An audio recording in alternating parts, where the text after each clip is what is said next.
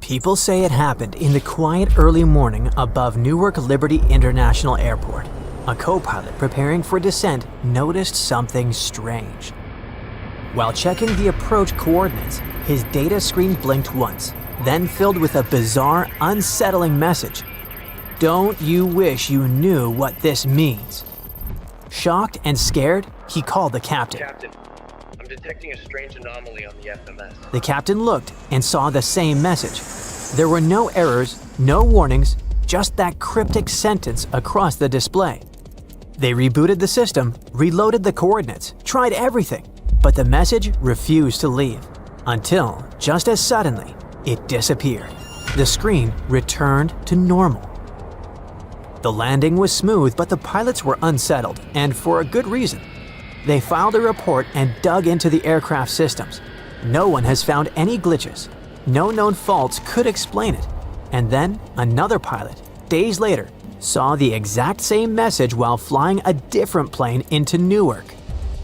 Some people blamed software bugs. Others suggested a monumental prank. For the crews involved, it was something different. A chilling mystery that remained unexplained. What do you think about this? What is the most plausible explanation? Share your opinion in the comments. Meanwhile, we continue.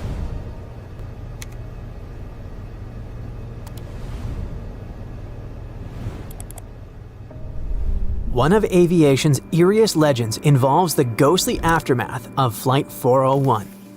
On December 29, 1972, Eastern Airlines Flight 401 crashed into the Florida Everglades.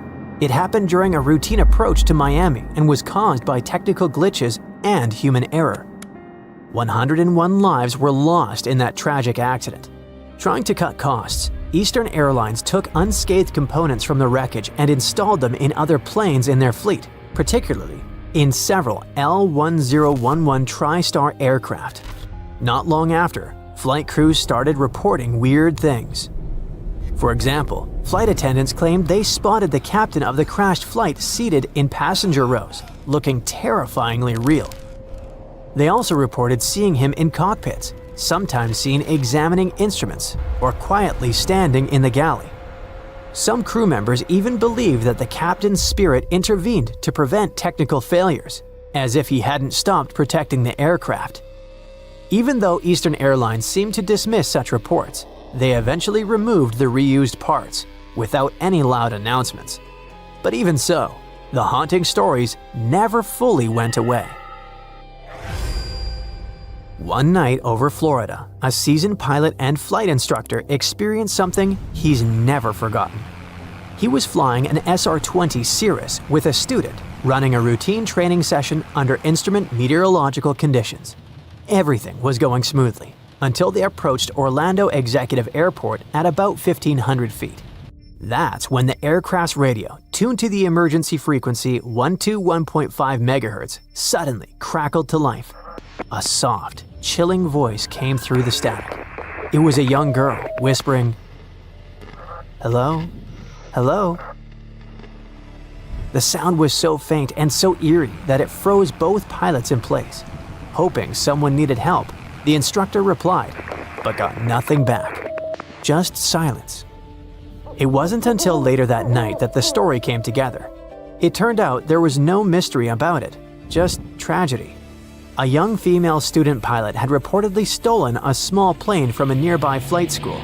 Flying alone, untrained, and scared, she'd tried to reach out over the emergency channel, but no one had understood. But her ghostly call for help was very real. She crashed later that night. No happy ending. One early evening over Scotland's Highlands, a flight instructor was on a final approach for his last run of the day. He was piloting a Cessna 172, flying low over uneven terrain. He flew with full flaps deployed, holding steady at minimum approach speed. Turbulent winds, near 20 knots, which is around 23 miles per hour, battered the aircraft. So the pilots braced for a rough landing. And then suddenly, everything went silent. The wind disappeared. Without the headwind, the plane lost its lift. The controls went limp in the pilot's hands, like a game controller that was no longer connected. For a second, the aircraft seemed suspended in the air, It was completely unresponsive. The pilot shoved the throttle forward and dipped the nose, which forced the plane back into motion. Moments later, it touched down safely. Later, meteorologists explained that it could have been a rare microburst, a rapid downdraft of air that erases lift in an instant. But strange things happen not only in the air. Airports can be pretty creepy too. Finished in the mid-1990s, Denver International Airport became known not just for its size. It was one of the largest airports in the world by area for its strange aura. Its white, peaked roofs, designed to mimic the snow-covered Rocky Mountains, created a silhouette on the Colorado plains. But the project behind this awesome design had billions of dollars in budget overruns, as well as unexplained construction delays. Soon, whispers began. People were talking about hidden underground bunkers beneath the airport, allegedly spanning multiple levels and built far out of sight from the daily rush of passengers. But that was only the beginning. Inside the airport's decor was just as impressive and mysterious. Creepy gargoyles in the corners, murals depicting apocalyptic chaos, inscriptions in long-forgotten native languages. Such bizarre choices led to the appearance of numerous theories ranging from quite plausible to absolutely insane. And rather than deny it all, Denver International embraced its bizarre reputation. Today, the airport even runs conspiracy-themed tours, which proves one fact: DEN is unlike any airport in the world. But let's get back to the skies. The Saab 340 was a 34-seat turboprop, unusual in one key way. It ran on GE helicopter engines, the same ones used in Black Hawks. These engines had a quirk. During cold, slushy weather just below freezing, they could suddenly roll back. For a second, they'd shut down with a loud bang and flash, lighting up the cockpit and kicking the plane, only to restart instantly. Quite alarming, but common. Then storms brought more strange phenomena. Ice could block the radar, and static danced across the windshield, looking like a living plasma globe. Once, something even stranger happened. Flying at night, 10 minutes from landing after dodging storms for hours, the aircraft entered one last cloud. Suddenly, the nose lit up, and it wasn't lightning. It was a deep magenta light. It glowed like a spotlight, cutting through the cloud in front of them. For a few seconds, the entire cloud was bathed in color. Then it vanished. Specialists said it could have been a rare case of St. Elmo's fire, a weather phenomenon where a bright violet or blue light appears on pointed objects, like aircraft wings or lightning rods during a thunderstorm. And here's a bonus for you. Look at this. An enormous, impossible monster, isn't it? An Aussie pilot saw it from the sky. A giant snake shape was moving under the water in a lake. Before you start blaming extraterrestrial civilizations, hear me out. It wasn't a real snake, even though it looked like one. The shape was created by a bunch of pelicans chasing fish. They were traveling all together in a long line. The pilot took a photo during a special flight when the pelicans first arrived at the lake. This lake is called Katitanda Lake Eyre, and it's in the middle of South Australia, which is a very dry place. Most of the time, it's just a big, salty, flat area with no water. But when rivers bring enough water, the lake fills up and turns into the biggest lake in Australia. Birds and animals come from everywhere to visit. Right now, the lake is filling up for only the fourth time in 160 years. This happened because it rained a lot across 3 big rivers that feed the lake, which is something that doesn't happen often. People call it a dry flood because it didn't rain near the lake itself, just far away, but the water has been traveling a long way through the desert. It's a very rare and special thing to see. Only people who take special flights get to watch it from above. The water makes plants grow and attracts hundreds of birds.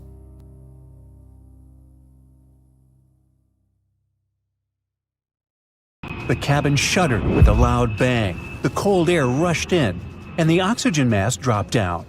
The 117 terrified passengers were staring at a 5-foot hole that ruptured their Boeing 737-300. One of them sent a text to his wife saying, "Plane is going down, I love you."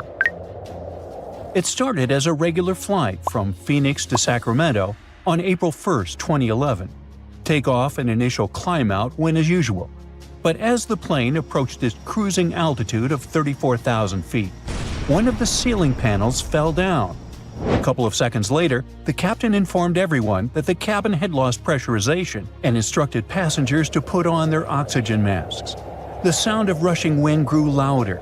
The captain quickly declared an emergency to air traffic control and was granted permission for an emergency descent. The pilots brought the aircraft down to 11,000 feet, where the air pressure was high enough to keep enough oxygen in the body tissues. Soon after, flight attendants reported an injury and a 2-foot hole in the fuselage. The pilots then requested to descend further to 9,000 feet. Ground control directed them to the nearest airport capable of handling a 737. It was Yuma International Airport. One of the flight attendants rushed to make an interphone call to the pilots or a PA announcement instead of immediately putting on his oxygen mask, so he lost consciousness, fell, and broke his nose. Other than that, there were luckily no injuries or major damage. The plane landed successfully and all the passengers survived. As it turned out later, it all happened because one of the joints failed much earlier than Boeing's engineers expected. Another plane that got into serious trouble was carrying 440 passengers and 29 crew members, 5 of whom were pilots. The flight was going from London to Sydney with a stopover in Singapore. It completed the first leg of the journey without a problem, took on fuel, more passengers, and a new crew to carry on to Australia. It took off and moved southeast across the strait toward Indonesia, passing over the densely populated island of Batam. After 4 minutes in the air, right after passing an altitude of 7,000 feet, one of the engines failed. Fragments of a turbine disc were tearing through its wings and fuselage in multiple places. The Big Bang severely damaged every critical system on board, including the flight controls, fuel tanks, hydraulics, and pneumatics. With a flood of failure warnings and an aircraft in unknown condition, the flight crew had to quickly assess the situation and make the right decisions to bring the massive jet down safely. They also had to deal with malfunctioning landing gear, a loss of braking power, and an engine that refused to shut down. Against all odds, they managed to land the plane flawlessly. All 469 passengers and crew walked away without a single injury. As it turned out later, an oil pipe in one of the engines had walls that were slightly too thin, and it led to all this. On May 24, 1988, TACA International Flight 110 took off from Belize City, heading to New Orleans with 38 passengers and 7 crew members aboard. The aircraft was new and everything was going smoothly until the plane approached New Orleans and encountered severe thunderstorms. The pilots tried their best to navigate through the storm, but as they descended through thick clouds at 16,500 feet, both engines suddenly lost power. The plane was gliding toward the ground through extreme rain and hail with no thrust. The pilots tried to restart the engines using airflow, but even when they turned them back on, they didn't produce enough of it to reach the airport. The pilots realized they wouldn't make it to New Orleans International Airport, so they declared an emergency and considered a water landing in the Louisiana wetlands. Air traffic controllers suggested an alternate airport, but the plane didn't have enough altitude or speed to reach it. But then the first officer noticed a grassy levee that could work as a runway. The captain quickly changed course and managed to do the impossible and landed the plane on the narrow strip of grass. It suffered minimal damage, and every passenger and crew member walked away unharmed. On October 16, 1956, Pan Am Flight 6 was on the final leg of an around-the-world journey when it took off from Honolulu, Hawaii for San Francisco. Everything seemed normal on the 4-engine propeller-driven aircraft until about 1:20 a.m., when the number 1 engine began to malfunction. The first officer tried to reduce power and lower the flaps to slow the plane down. It was impossible because the propeller continued to windmill and created extra drag. The crew was struggling to keep control of the plane, but then the number 4 engine also started failing. Soon it began backfiring, so they had to shut it down completely. Now running on just 2 engines, the plane couldn't maintain speed or altitude. They did some math and figured they didn't have enough fuel to reach San Francisco or return to Honolulu. That's when the captain radioed an emergency call. He knew that it would be too dangerous to try a water landing in the dark, so the captain decided to keep the plane in the air until dawn. He guided the aircraft toward a Coast Guard cutter stationed in the Pacific. When it was above the ship, the plane circled at 2,000 feet, then climbed up again to burn extra fuel and make it lighter. The captain asked passengers sitting in the back and near the engines to move forward. As dawn broke and waves started rising, he knew it was time. The crew made the final approach. The plane's tail snapped off upon impact and the nose dipped underwater. But thanks to their careful planning and the swift response of rescue boats, every passenger and crew member was safely rescued before the aircraft sank. Southwest Airlines Flight 1380 from New York's LaGuardia Airport to Dallas Love Field on April 17, 2018, was carrying 144 passengers and 5 crew members. At 32,000 feet, the left engine suddenly blew up and its pieces were flying around. The wing and fuselage were damaged and shattered a window in row 14. This caused rapid decompression. The pilots immediately began an emergency descent and changed course toward Philadelphia International Airport. The plane tilted hard to the left. Alarms started going off. The pilots put on their oxygen masks and fought to regain control. But even after getting it back on track, the damage made it incredibly difficult to fly. When the captain found out one of the passengers needed immediate medical help, she tried to speed things up and managed to land safely in Philadelphia. Sadly, even that and all the efforts of the flight attendants didn't help, and the passenger who was sitting in row 14 passed away. But thanks to the quick thinking and skills of the pilot and flight attendants, a much bigger disaster was prevented. Air Transat Flight 236 was cruising from Canada to Portugal when 3 hours and 46 minutes into the journey, a fuel leak developed in the right engine. The pilots didn't realize it at first. They thought faulty sensors were giving them incorrect readings. For over an hour, they continued flying as normal until they realized something was seriously off and diverted to the Azores for an emergency landing. By then, it was almost too late. The right engine failed when they still had over 170 miles to go. 75 miles out, the left engine also gave out, so the plane was completely powerless at 34,500 feet. The crew warned air traffic control that they might have to ditch into the dark and rough waters of the Atlantic Ocean. The impact could have shattered the plane, and the people on board would have minimal chances to survive. The pilots didn't give up and managed to glide nearly 75 miles and safely touch down.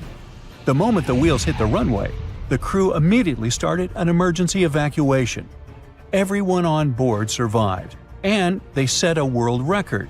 The flight, later nicknamed the Azores Glider, became the longest passenger aircraft glide without engines ever recorded. Wow!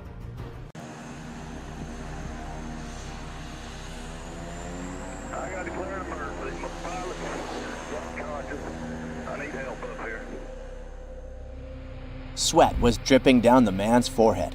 He turned his face towards his family, his wife and 2 teenage daughters, and all he asked them was to hope for the best. Doug White and his family were enjoying a pleasant ascent through the clouds after a smooth takeoff. It wasn't a commercial flight, more of a private one. White owns the King Air and leases it through his company, White Equipment Leasing LLC, based in Archibald, Louisiana. They were in the comfort of their own plane. What could go wrong? Suddenly, the pilot of their twin-engine aircraft, Joe Kebuk, leaned back and emitted a deep noise. The retired jet pilot then lost consciousness, and soon after, he passed away. Although Doug held a pilot's license, he had no experience flying a plane of this size. With his hands cold and shivering from fear, he realized he was not going to give up. He and his family would carry on living. He knew he had the expertise he needed to save them all. But there were several problems. First, all his experience was in a single-engine Cessna 172. Unfortunately, Doug lacked experience with the larger, faster King Air.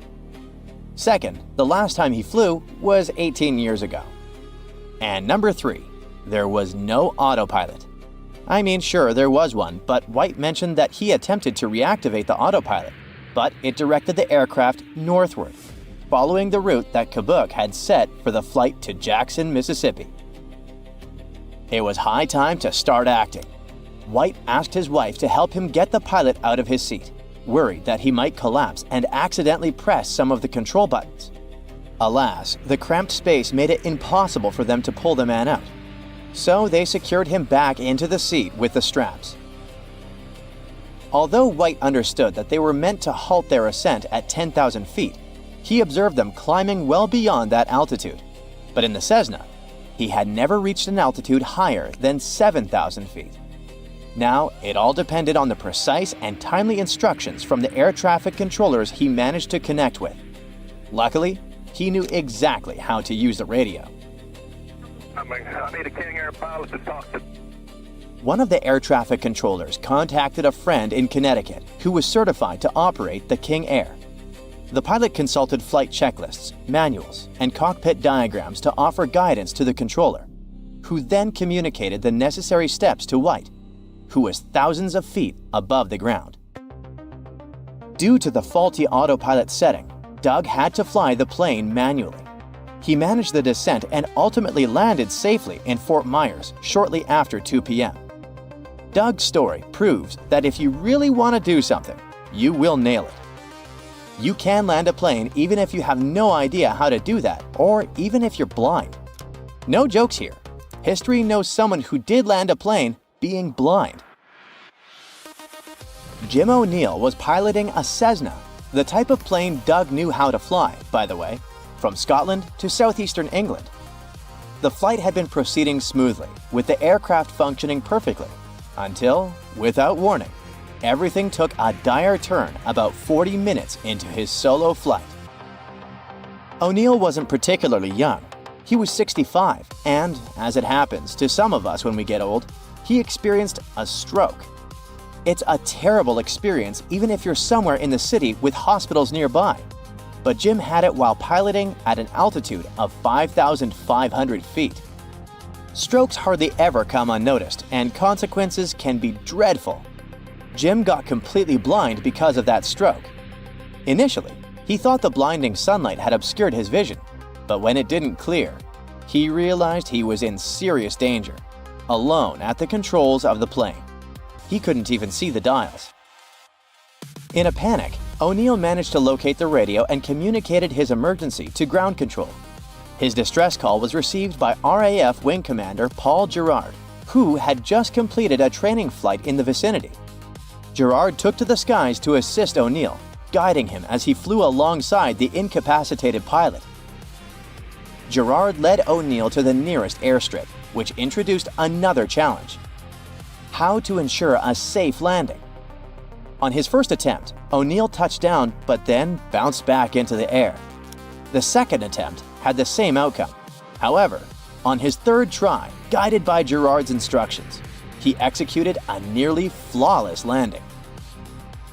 Landing an aircraft completely blind requires someone right there to guide you. Left a bit, right a bit, stop, down. During the critical final approach, even with radar, visual confirmation is essential. That's why having another pilot was invaluable. After the landing, O'Neill was transported to the hospital, where his vision gradually started to return. Yeah, you never know what might happen to the pilot.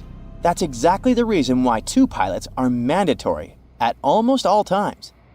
It significantly enhances safety in the event of a technical failure, health concern, or let's say, if one of the pilots is pulled out of the plane.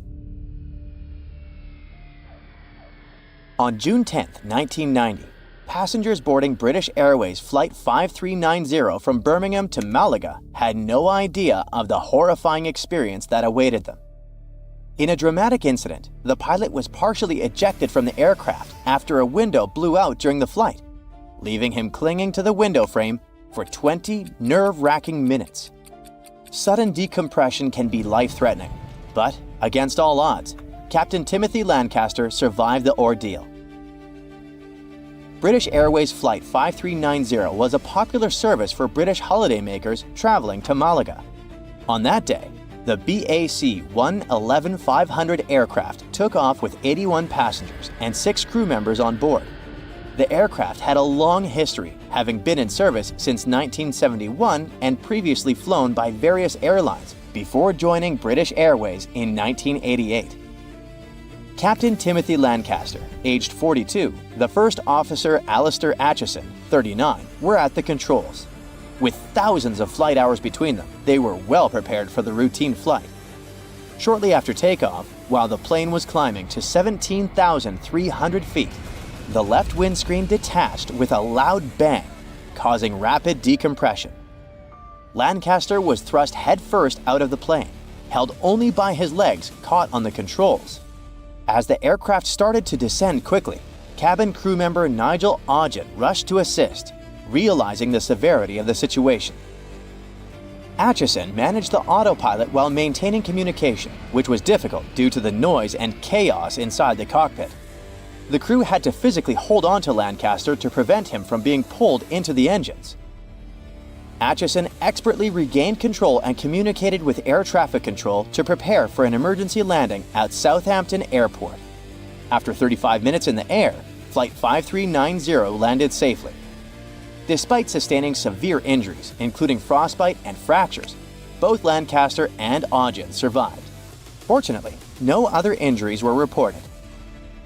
An investigation revealed that the windscreen bolts were incorrectly installed due to maintenance errors, causing the decompression. The maintenance manager responsible was criticized for failing to follow the procedures. Another crazy story about landing in the most incredible circumstances is this story about a woman from Spain. Sadly, it doesn't have an entirely happy ending. She and her husband, who was the designated pilot, were on a plane. The ultralight aircraft took off from Trebujena and was to land at Correa del Rio, a small town near Seville. There were no signs of trouble when suddenly the man lost consciousness. His wife had no idea how to fly, yet, luckily, she managed to get in touch with air traffic controllers who guided her through the landing process for approximately 90 minutes before her emergency landing attempt on Sunday. It all ended up in an ultralight crash, and the woman survived it, though she got several burns and bruises. Her husband, unfortunately, tragically lost his life. Pan American Flight 6 was finishing an around-the-world trip with several stops on its way. On October 16, 1956, the Boeing 377 Stratocruiser, dubbed Sovereign of the Skies, left Honolulu and was heading for San Francisco. It was the flight's last leg, but no one could predict this phrase would turn out to be not just a figure of speech. The plane had to start its journey at 7:30 p.m., but some maintenance issues delayed boarding for almost an hour. The passengers were getting a bit impatient. The plane finally took off at 8:26 p.m. and soon reached the altitude of 13,000 feet. For some time, the aircraft was experiencing turbulence, which made it impossible to serve dinner. Several hours later, the lights were dimmed and the passengers stretched across empty seats preparing to have a peaceful sleep. Little did they know that sleep was the last thing they were going to get that night. At about 1 a.m., the cockpit crew got permission to climb to 21,000 feet, but once the aircraft reached the needed height, a terrible thing happened. At 1:20 a.m., one of the plane's engines started to overspeed. George Hacker, the first officer flying the plane, tried to deal with this problem by slowing the plane down. It didn't work out. This made Captain Richard Ogg cut off the oil supply to the engine altogether. After a while, the engine conked out, but its propeller kept windmilling in the airstream. It caused the aircraft to start losing precious fuel and seriously slowed down its speed. The plane was moving far too slowly now, just 174 miles per hour. It was also losing altitude at an alarming pace, at the rate of 1,000 feet per minute. The three remaining engines were struggling, trying to decrease the breakneck speed of the descent. At least, they were still functioning. It made the pilots feel somewhat hopeful. But all of a sudden, the captain noticed that the fourth engine started to fail. It was producing just a bit of power, even though it was working at full throttle. At 2:45 a.m., the unavoidable happened. The fourth engine started to backfire, and the pilots had to shut it down. Now the plane had only 2 working engines and was moving more and more slowly. The crew calculated how much fuel the aircraft was consuming, and a heavy silence filled the cockpit. The pilots had nothing to do but face the awful truth. The plane didn't have enough fuel to reach San Francisco. Neither could it return to Honolulu. Captain Ogg sent a radio message to the U.S. Coast Guard. Pan Am 90943, Flight 6, declares an emergency over the Pacific. At that time, a Coast Guard cutter was always on patrol between Hawaii and the California coast. Such ships passed on radio messages to the nearest airplanes and provided them with weather information. They were usually placed near the points of no return. Those were the areas where a plane would have already burned so much fuel that it wouldn't have a chance to turn back if something went wrong. That night, the Coast Guard cutter was the 255-foot Pontchartrain, and William Earl was the commander. The plane headed toward the ship and leveled off at an altitude of 2,000 feet. Then it started to fly above the ship in 8-mile circles, waiting for daylight. It was crucial to see the surroundings because the pilots had to keep the aircraft's wings level with the ocean, and it would be impossible in the dark. During the day, it would also be easier to rescue all the passengers. The captain's decision to ditch the plane carrying 24 passengers and 7 crew members wasn't an easy or hurried one. He had to weigh numerous factors. Should I get rid of the fuel to make the plane lighter? Should I land now or wait until daylight and better visibility? But one thing was crystal clear. Having lost 2 engines, the plane was burning the fuel too fast. There was no other solution but to ditch into the ocean. As the Stratocruiser was circling the Coast Guard cutter, it managed to climb from 2,000 to 5,000 feet. It caused the plane to consume more fuel and become lighter, which was a good thing. The lighter the aircraft, the longer it would float on the surface. Plus, it lowered the risk of fire after a crash landing. The captain knew about an accident that had happened with another Pan Am Stratocruiser. That time, the plane's tail broke off. That's why Captain Ogg asked the passengers in the back to move toward the front part of the plane. Those who were sitting by the engines had to relocate too. Flight attendants removed all loose objects in the cabin and explained to the passengers what to expect. Since the problem started, the crew members had been doing their best to calm down the terrified people. When the passengers found out the plane was going to circle and wasn't landing in the dark, they were hugely relieved. Another comforting thought was that the Coast Guard cutter was out there, ready to provide them with as much help as possible. Luckily, the weather was good, and the ocean was very calm. At 5:40 a.m., Captain Ogg informed the cutter he was ready to ditch. The ship left a thick foam path in the water to help the pilots understand their height above the surface more clearly. At 6:15 a.m., the plane touched down. It was still moving at a speed of 105 miles per hour. It had already traveled several hundred feet along the surface and started to slow down when the worst possible thing happened. One of the wings hit a wave, the aircraft rotated nearly 180 degrees, and its tail broke off. After that, in a matter of seconds, the plane's nose went under the water. One of those who had been on board the plane said later that all he could see at that terrifying moment was water. It seemed to be everywhere. But after less than a minute, it started to recede. The front of the plane resurfaced. People on the Pontchartrain were staring at the disaster unfolding in front of their eyes, feeling numb. They were devastated. No one could possibly survive such a crash landing. But they were very, very wrong. All 31 people on board the plane were alive. Even more astonishingly, there had been just a couple of minor injuries. Once those on board the Pontchartrain realized the passengers and crew had survived, several rescue boats rushed toward the wreckage. Meanwhile, the captain and those passengers who had been assigned to help with the evacuation quickly deployed 3 life rafts. But when people started to climb on one of them, it became obvious the raft hadn't inflated properly. It started to sink. Luckily, the rescue boats were on time. They promptly transferred the passengers from the damaged raft to the cutter. At 6:35 a.m., the last piece of the wreckage vanished in the waves. By that time, all the people from the aircraft had already got to the safety of the Coast Guard ship. They stayed in the cutter's officers' quarters and reached San Francisco several days later. Pan American Flight 6 crash landing was the first accident when an airliner ditched into the ocean but managed to keep everyone on board safe. And the whole blood-curdling event was captured on camera. Life rafts bobbing by the plane's side, survivors being transferred to the rescue boats, the plane rapidly sinking and disappearing among waves. Sometime later, all the crew members got awards for tackling the emergency and keeping the passengers safe. Captain Richard Ogg was the first person to receive the Civilian Airmanship Award presented for the most outstanding skills and heroism. So picture this. You're about to endure a 6-hour flight, and right now, before departure, you're sure that you're going to be bored to tears. After all, it's 6 hours of sitting still in your seat with only short bathroom breaks. Sounds tough, but how about doing that for 18 hours instead? Such flights do exist, and they're becoming increasingly popular.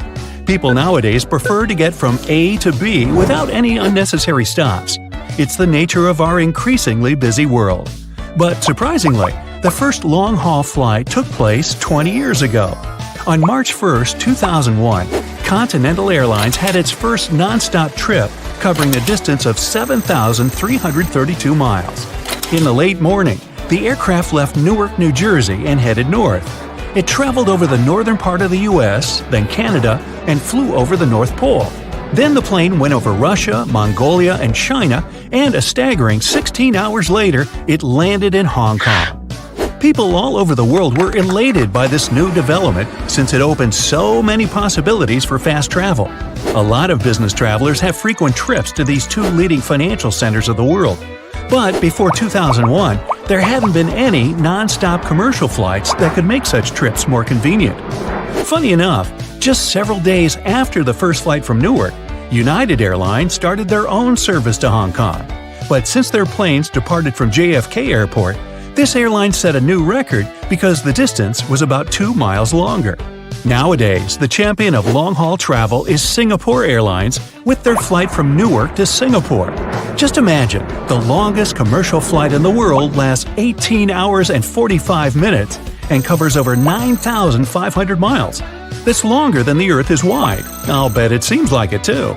Well, if long-haul flights are so frequent nowadays, why do people still search for connecting flights? Well, that's a good question, and the answer is money. Let's have a look at an ultra-long-haul flight, say from Singapore to New York. For these flights, Singapore Airlines uses an Airbus A350-900 ULR, which stands for Ultra Long Range. There are only 7 of such airplanes in the world, and they can cover a distance of 9,700 miles without making a pit stop. But not so the passengers, I'll bet. But while the standard type can carry 253 passengers on board, its ultra-long version seats only 161. You may think that's kind of weird, but the thing is, there are no economy passengers on these flights at all. Business passengers occupy 67 seats, and 94 cater to those in premium economy. You see, more passengers and more seats mean more extra weight for the aircraft, and carrying more weight leads to using more fuel, which means pit stops. See how it's all connected? Anyway, passengers in business and premium classes pay more for their tickets. So, in the end, airlines don't lose anything from operating such insanely long flights halfway around the world. This could have been one of the biggest disasters in aviation history. It was close to midnight at San Francisco International Airport when Air Canada Flight 759 approached for landing. The pilots were almost done for that day and thought they'd land as usual, but they were unaware that the airport looked different that night. Runway 28 right was open, while runway 28 left, usually parallel, was closed for maintenance, with its lights turned off. Despite having landed here before, the pilots made a critical error. Expecting to see 2 parallel runways, they mistook the center runway for the darkened 28 left and assumed the taxiway on the right was 28 right. What the crew didn't realize was that the taxiway wasn't empty. 4 planes were lined up there, waiting for takeoff, with more than 1,000 passengers in total, and their plane was headed straight toward them. There was a notice to airmen, which listed important details for flights, including this critical information. But these notices are long and dense, often stretching several pages, and the closure detail had been missed by the Air Canada crew. That night, the pilots were conducting a visual approach, relying on what they could see to align with the runway. This is normal in good weather, but is much harder at night. The crew had flown from Toronto and were tired after a long day. Their internal clocks were already past 3 a.m., and Canadian rules regarding pilot rest were less strict than those in the U.S. The captain had been working for nearly 19 hours without proper rest. As the plane got closer to danger, no one in the cockpit noticed they were on the wrong path. Planes approaching San Francisco often come in at a slight angle to reduce noise over the bay. It's normal for them to appear slightly off to air traffic controllers. But this added to the confusion, and the Air Canada crew kept heading toward the taxiway. When the pilots finally realized that something was off, they radioed the control tower to confirm their landing clearance. The controller, who was managing both air traffic and ground operations due to the late hour, took several seconds to respond. He cleared them to land, unaware that the plane was lined up for the wrong path. Meanwhile, the crew of one of the planes on the runway quickly radioed the tower, alerting them to the imminent danger. The tower immediately instructed the Air Canada crew to stop and go around for another attempt. The Air Canada pilots pulled up just in time, missing the parked planes by just a couple feet. The pilots, still shaken from the near miss, saved hundreds of lives. After the incident, a full investigation was conducted. Now, there are new safety measures, but there are still concerns about whether the lessons learned are enough. Recent years have seen an alarming rise in such awful close calls. Qantas Flight 32, a scheduled flight from London to Sydney via Singapore, encountered a critical emergency on November 4, 2010. Just minutes after taking off from Singapore's Changi Airport, as an Airbus A380 was flying over the Riau Islands in Indonesia, it encountered a serious problem. One of its 4 engines underwent an uncontained failure. For the next 2 hours, the crew faced a tense and difficult situation as they tried to figure out how badly the plane was damaged. The accident happened at 10:01 a.m. Singapore time. When the engine went off, pieces of it flew into the wing, damaging important systems. The fuel system was hit, causing leaks and even starting a fire in one of the fuel tanks. It also took out one of the plane's hydraulic systems, which help control things like the flaps and landing gear. It disabled the anti-lock brakes, which are crucial for safe landings. 2 of the other engines started to lose power as well, and the flaps, which help control the plane's descent and speed, were damaged. Despite the harm to the aircraft, the crew realized it was still controllable. They decided to circle near Singapore for about 50 minutes while they carefully checked the condition of the aircraft. The first officer and the supervising captain then used a special landing calculator to see if they could land safely at Changi, even though the plane was 50 tons heavier than its maximum landing weight. At first, the system couldn't give them a landing distance, but after adjusting for the fact that the runway was dry, it showed they could land with only 328 feet of runway left to spare. At 11:45 a.m., the plane landed safely at Changi Airport, but because it was going about 40 miles per hour faster than usual, 4 of its tires blew out when it touched down. After landing, the crew ran into another problem.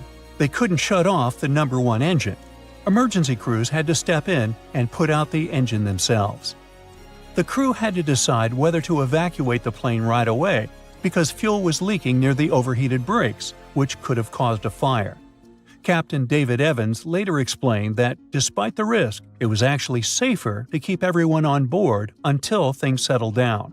The cabin crew stayed on high alert, ready to evacuate passengers immediately if the situation got worse. To make things even tougher, the plane was running on battery power, which meant they could only use 1 radio to communicate with emergency services. Luckily, the danger passed, and everyone was able to leave the plane calmly using a set of stairs. Everyone on board, 440 passengers and 29 crew members, got out safely. On the ground in Batam, some debris from the engine fell on a school, houses, and a car, but thankfully, everyone was okay there as well. Just a few missteps could have made that situation turn out very differently, but luckily the crew handled it like heroes. Investigators eventually found that the problem started because a small oil pipe in the engine had been poorly made, leading to the disaster. This was the first time an engine failure like this had happened on an A380. It was, and still is, the world's largest passenger plane at the time.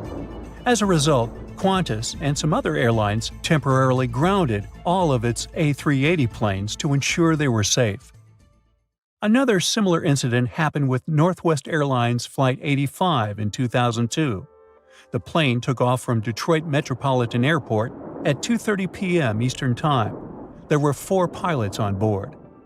About 7 hours into the flight, flying at 35,000 feet, an unexpected issue struck.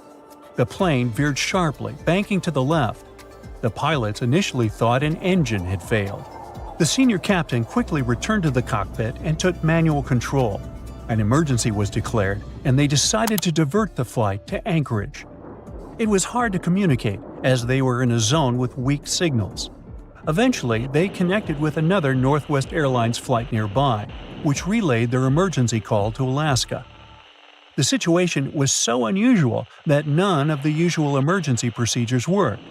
The flight crew called Northwest Airlines headquarters in Minneapolis for help, but even they couldn't find a solution. Thankfully, the pilots worked together to control the plane. They managed to steer the plane using the ailerons, and by applying more power to one engine than the other. This tricky maneuver allowed them to land safely at Anchorage. After the incident, the NTSB and Boeing investigated once again. The NTSB investigator described it as a dramatic event that required careful examination. They found a crack in the power control module for the rudder, which had caused part of its metal housing to break. This break was unusual because it affected the module's outer casing, not just the inside parts. The NTSB concluded that the crack led to what's known as a rudder hardover, where the rudder is pushed to its maximum position and stays there, causing the sudden dangerous turn. All of these horrible situations show how fatigue, miscommunication, and outdated procedures can lead to disasters. But the sheer number of them in history, especially in U.S. airports, raises the question of whether enough lessons have truly been learned.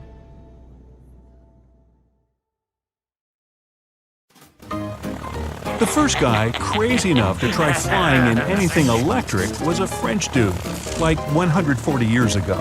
The main problem back then, batteries weren't exactly long-lasting or powerful. Apple, Tesla, Samsung, modern batteries last ages. Well, not really.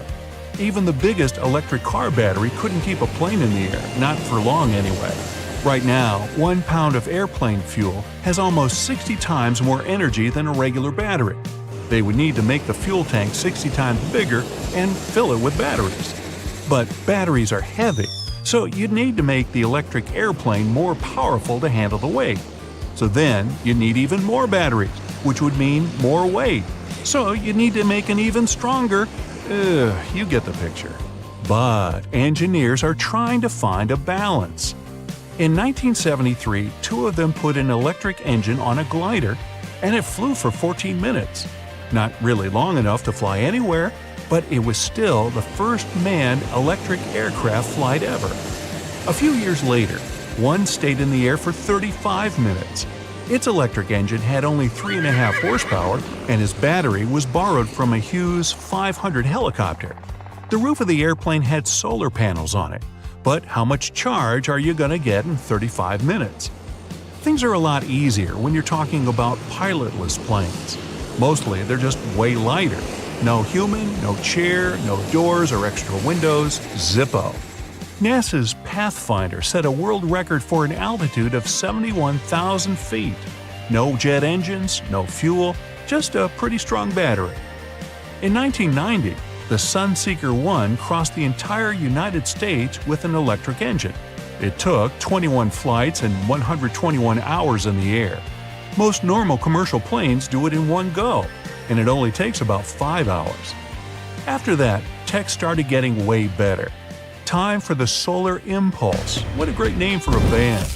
The wingspan of this giant was about the same as the Airbus A380, the largest passenger aircraft in the world. But its total weight was basically the same as an SUV. They put massive wings on it and loaded them up with solar panels. This time they really did recharge the plane as it flew around. It could stay in the air for an incredibly long time and travel huge distances. As part of its round-the-world trip, it spent almost 5 days in the air and traveled over 4,000 miles between Japan and Hawaii. Aloha! Why did it take 5 days? Because that thing only goes 45 miles per hour. That's like your grandma driving on the highway. My grandma has a lead foot. And you can't just build a plane. First, you need to pass through a tough certification process.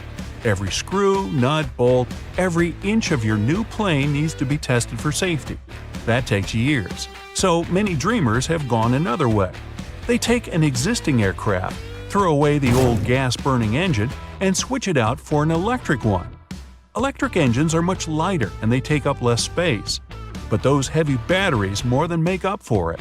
These upgraded planes can take off, but can only fly short distances, which is amazing.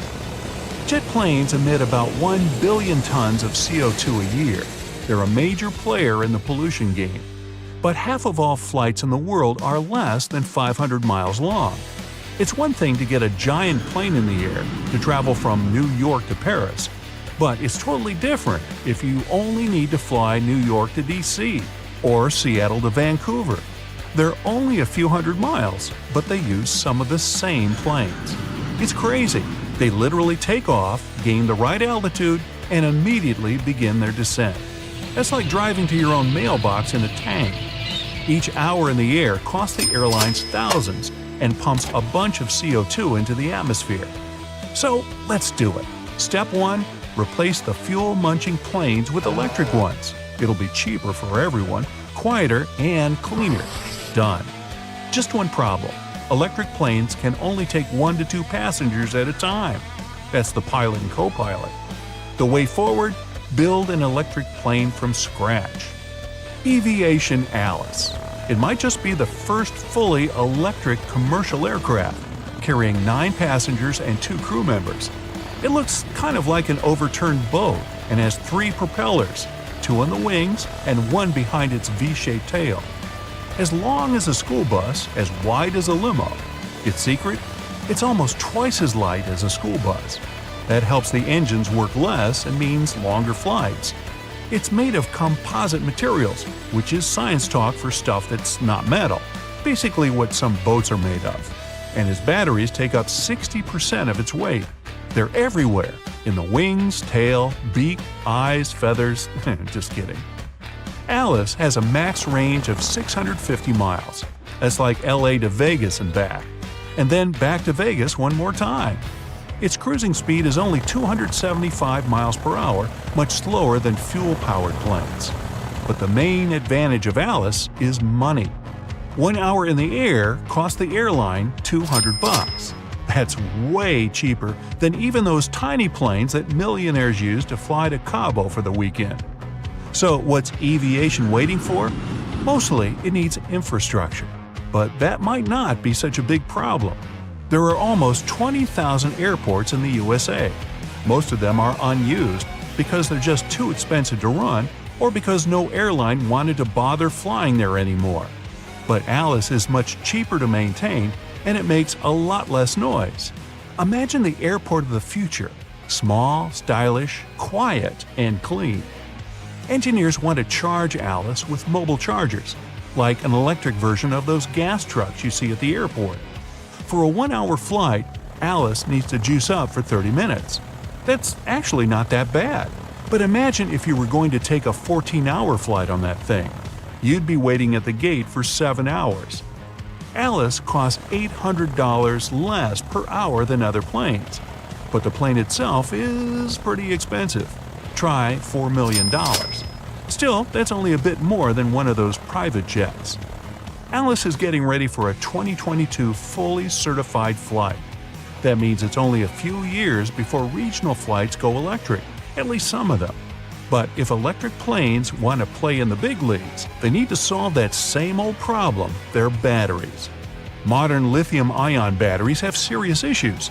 They're flammable, they lose their charge faster and faster, the more you recharge them, and the cold makes them not work as well. The next generation of batteries is lithium-sulfur batteries. They hold more power and are cleaner for the environment. But their main disadvantage is that they wear out quickly. So scientists are looking for other tech to step up. Hybrid planes might be the way of the future. That's what cars are doing more and more now. Part fuel, part battery. Airplanes will probably be the same. There are already lightweight two-seater planes that use a hybrid engine. The aircraft takes off quietly with the energy stored in its batteries. Once it's up in the air, it changes to fuel. Some engines actually charge the battery while it's working, sort of like your car battery. Electric planes aren't the only way forward. Some companies are working on biofuel planes, which run on hydro-something veggie oil. But those planes are also pretty small. Probably the next big thing to hit the airline industry will be driverless planes. Computers already do a ton of the heavy lifting, and if you fly long distance, most of it's on autopilot already. Even though it's so freaky to think that there's no one up there flying your plane, most problems are caused by human error. So, no human, no errors? Most customers say they don't like the idea, but that'll probably change soon enough. Ooh, I wonder if they're gonna make AI robot cabin crew. Or what if tiny drones flew around the cabin serving drinks? An engine explodes during takeoff. The water injection system is switched off, and communication is lost. Now, this doomed plane faces the imminent threat of crashing into Athens or a hill. Will the captain be able to defy all odds and save over 400 lives on board? Stay tuned. It's 2 in the afternoon. A Boeing 747 starts rolling down the runway, picking up speed. Just as Captain Sifis Megades lifts the nose of the aircraft, he's surprised by a loud bang. He has no idea what's just happened, but he's left with no options. The fully loaded plane is moving too fast to stop on the short runway space still left. The airplane begins its risky takeoff, and it's now heading straight for downtown Athens, which is absolutely crowded on a hot summer evening in August 9th, 1978. After the loud explosion, a flight attendant in the back takes the intercom and warns the crew about the catastrophic failure of engine number 3 located on the right side of the airplane. The flight attendant says, "I think we're screwed." And here's an honest, "Yeah, I know." The original plan of the Olympic Airways Flight 411 was a direct shot from Athens to New York. But now, this massive 370-ton jumbo jet simply doesn't have enough power to keep going up. The stress is through the roof. The flight is fully loaded with 18 crew members and 400 passengers, who are mostly US citizens returning from their Greek summer vacation. Little do they know that the pilot still has to face 4 major problems in a 93-second period to ensure everyone stays alive. The first issue has to do with water injection. You see, this Boeing has 4 engines. Engine number 3 has just exploded, and engine number 2 is operating with reduced power after maintenance. So the pilot needs the remaining engines to give their all to get this plane climbing. The thing is, pushing the engines to the max creates a ton of heat. So, Captain Megades asks the onboard flight engineer to double-check if the cooling system is on, preventing the engines from getting too hot and maintaining a safe temperature.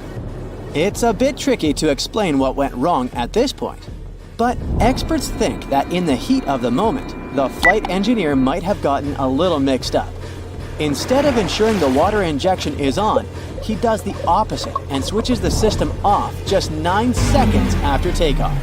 This mistake further reduces the power in the engines, limiting the plane's ability to climb by causing a loss of 4,500 pounds of thrust.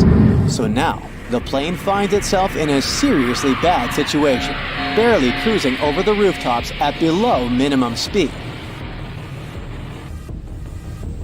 The second issue with this doomed aircraft involves the landing gear. The 55-year-old pilot had already had over 30 years of experience when he was assigned to command this flight. So he decides to make a bold move by telling his co-pilot to pull up the wheels at 35 feet above the runway. This move isn't just risky, it's straight up against Boeing rules in situations like this. Pilots usually have to wait until the aircraft gains a bit more altitude to pull up the wheels, because popping those landing gear doors open for 15 seconds adds more resistance against the plane's forward motion. In other words, it basically slows the plane down, and that's why the co-pilot hesitates for a second before agreeing to break the rule. Against all odds, the 411 flight stays in the air, but the problems are far from over. This leads us to the third issue. The plane is getting dangerously close to hitting one of the oldest capital cities in the world, Athens. The flight started from Leeuwin International Airport. This was the main airport for the Greek capital for decades, and it was known as one of the trickiest and riskiest airports in the world. Picture this: 2 short runways, side by side, squeezed between the Aegean Sea and large mountains. Even though there were 2 runways, they mostly used just one, the one pointing planes straight at the center of Athens. Because of that, pilots had to make an immediate left turn right after takeoff, changing the flight path over the sea. Now you might be wondering, why doesn't Migatis just turn left already? Well, the speed of the 747 is way lower than it should be at this point. If he makes a turn, the plane might descend even more, upping the chances of crashing right into the city. So, the captain decides to keep climbing, following a straight path while he's figuring out Plan B. Do you remember that the airport is surrounded by mountains? Well, this is problem number 4. The pilot knows that in about a mile, the airplane will face a hill that's about 200 feet tall. As Migatis watches Pawnee Hill getting closer and closer, he decides to give up a few knots of airspeed to gain the altitude he desperately needs to fly over the hill. Migatis feels relief when he sees that his risky plan has worked. The airplane flies over the hill with only 9 feet to spare. Yet, the relief fades quickly. He still needs to come up with an emergency landing plan. Imagine the cockpit eerily silent. They don't have contact with the tower anymore. While the 2 pilots are doing everything they can to keep Flight 411 from crashing, the flight engineer is still focused on fixing the problems with the engines. The terrain gets lower after the plane flies over Pawnee Hill. So, the captain decides to lower the nose of the plane to trade a bit of altitude for speed. But nothing happens. In fact, the airplane's speed just keeps dropping, and they're barely exceeding an altitude of 200 feet. The plane is so low that it's even taking down some television antennas. It's around the height of a 14-story building named the Inter-American Tower. The airplane gets so close to that building that some flight attendants can actually see people's faces inside. A happy ending seems unreal as the plane is approaching a catastrophic collision with Mount Aigaleo, which is over 1,500 feet high. But suddenly, the engines kick in with more power and the plane starts picking up speed. Some specialists believe the acceleration was due to the combination of 3 things. The wind shifted, the temperature outside dropped, and the water injection system kicked back in. And the good news is that with more power in the engines, the pilot successfully gains altitude. By 2:05, Migatis managed to turn left, avoiding a collision with Mount Aigaleo. The plane is heading towards the ocean. It keeps flying for over 30 minutes to dump fuel. The idea is to make the aircraft lighter before landing, as it's loaded with 160 tons of fuel needed for the transatlantic flight. After that, the captain brings the aircraft back to the same runway from which they took off, and they land safely at Leeuwin Airport. Everyone on board is safe, not a scratch on them, all thanks to this pilot who bravely broke the rules to save his crew and passengers. Now, picture the wild applause on the ground, and Migadi's daughters eagerly waiting for their father as he exits the plane. And it's no small feat, this pilot did the unthinkable. To put it in perspective, every Boeing simulation of this same flight ended in a crash. Migadi's impressive achievement led Olympic Airways to modify some of its procedures, and Boeing began to include a review of this case in its training curriculum. Now, you might be thinking that Migadi's was traumatized after this accident and never wanted to board an aircraft again. But nope. Remember, we're talking about a real hero. At 6 p.m. on that same day, Migadi's took his seat in the cockpit of a replacement Boeing 747 and flew 400 passengers over the Atlantic to New York. As for the aircraft, it stuck around with Olympic Airways for a couple of years until it joined Trans World Airlines in 1985. This 747 Boeing's career ended in 1997 after 24 years of service.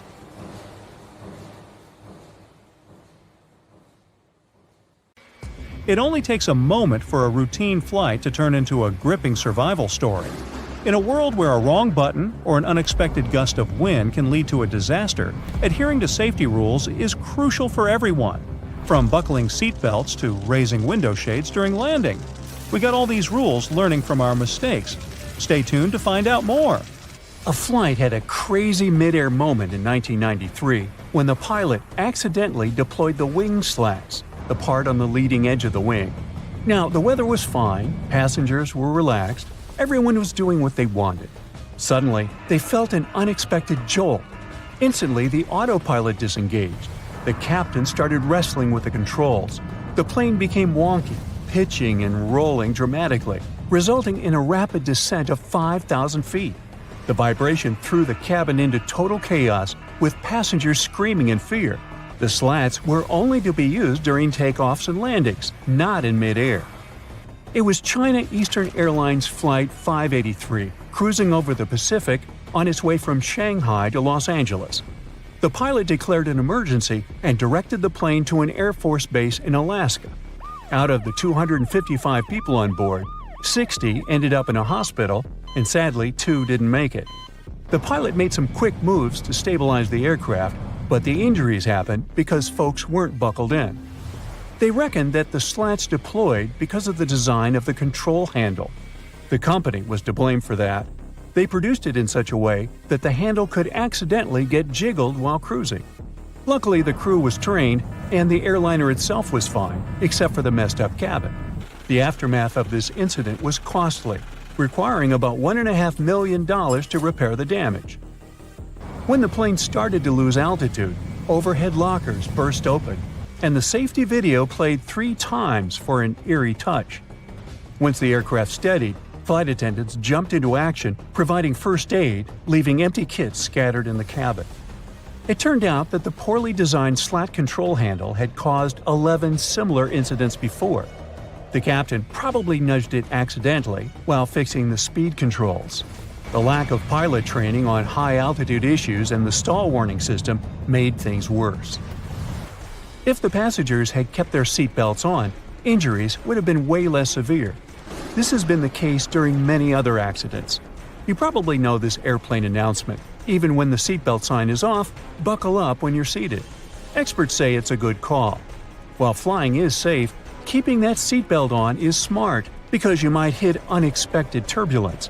It's about keeping you secure during that bumpy, jarring time, especially that sneaky one during stormy weather.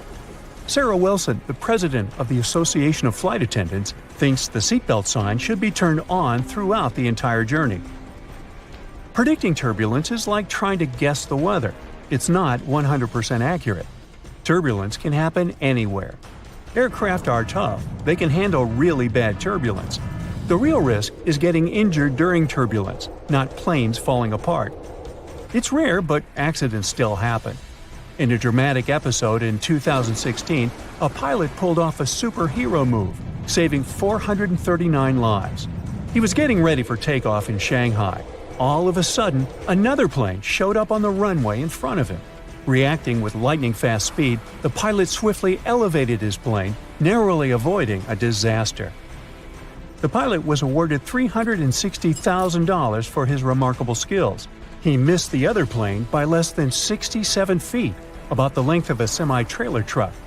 It turned out that the air traffic controllers and the landing crew had mixed things up. 2 controllers lost their licenses, and 13 others got in trouble. They say this incident was like a throwback to the Tenerife airport collision in 1977. Back then, 2 jumbo aircraft collided on a foggy runway. They didn't get lucky that time. The incident was a total disaster. Certain accidents in aviation history prevented others. With each crash, something crucial is upgraded.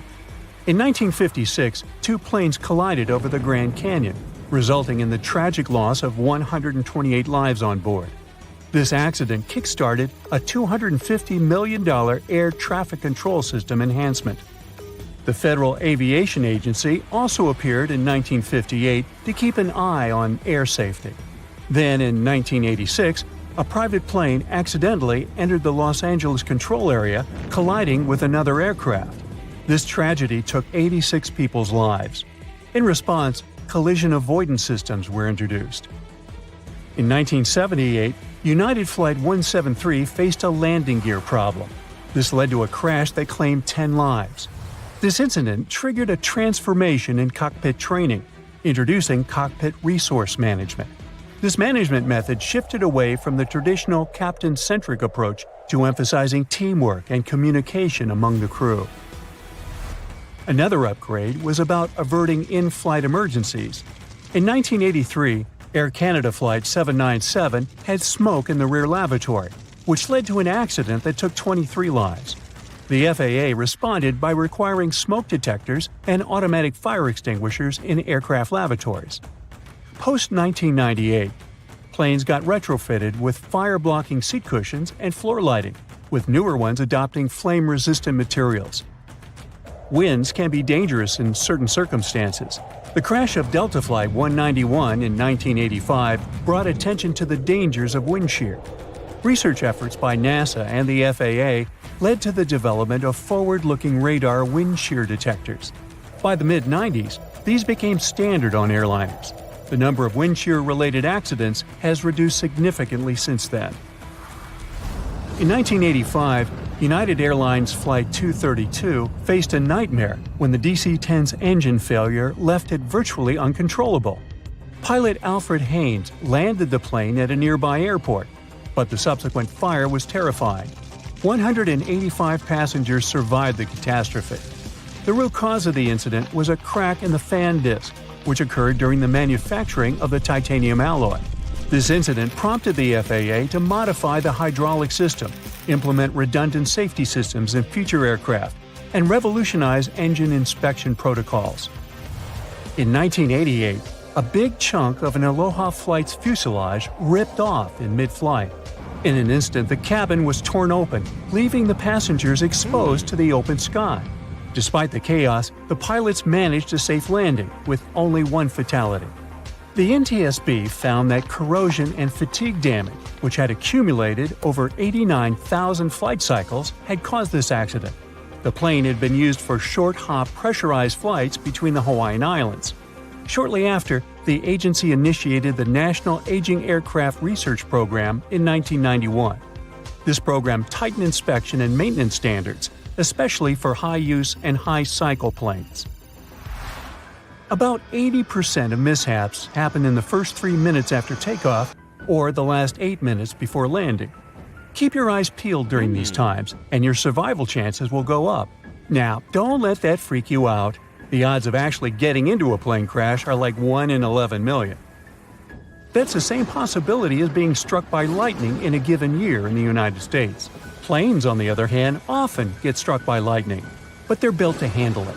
Each plane probably gets zapped about once every year or every 3,000 hours it's up in the sky. But there hasn't been a lightning-related accident since 1967. Engineers have ensured that when a plane gets hit, the lightning just zips right through it and out, without really messing up anything inside. Let's delve into the fascinating mechanics of how planes stay airborne. The wings are important, But it's not just about them. There are 4 forces at play: lift, thrust, drag, and weight. The little tails on the ends of wings are called winglets, and they help reduce air swirls, making the aircraft slicker and faster. There's a reason why lights dim when a plane lands at night. It prepares everyone for a quick evacuation, helping the eyes adjust to the dark should the landing go awry. You're in a bright room filled with obstacles, and suddenly the lights go out and you're asked to dash for the exit. Tricky.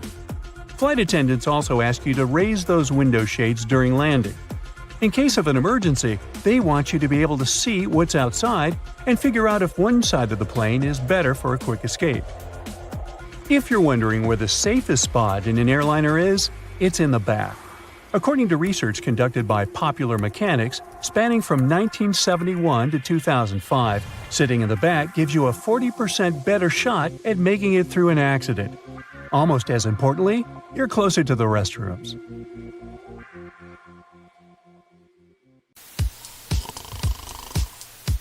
Have you ever watched an action-packed Hollywood film where an airplane gets a hole in its side and everyone starts freaking out?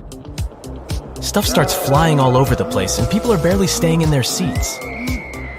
Well, in real life, a small hole in the plane's body isn't going to cause that much drama. However, I have an incredible story to tell you about a pilot who actually managed to land a plane with half of its roof missing. Can you believe it? Make sure your seatbelt is fastened because this one is going to be a wild ride. On April 28, 1988, a Boeing 737 owned by Aloha Airlines took off from Hilo International Airport en route to Honolulu. Before this flight, the plane had already flown 3 short trips from Honolulu to Hilo, Maui, and Kauai. Everything was chill that day, and the weather was nice and calm. It looked like smooth sailing all the way.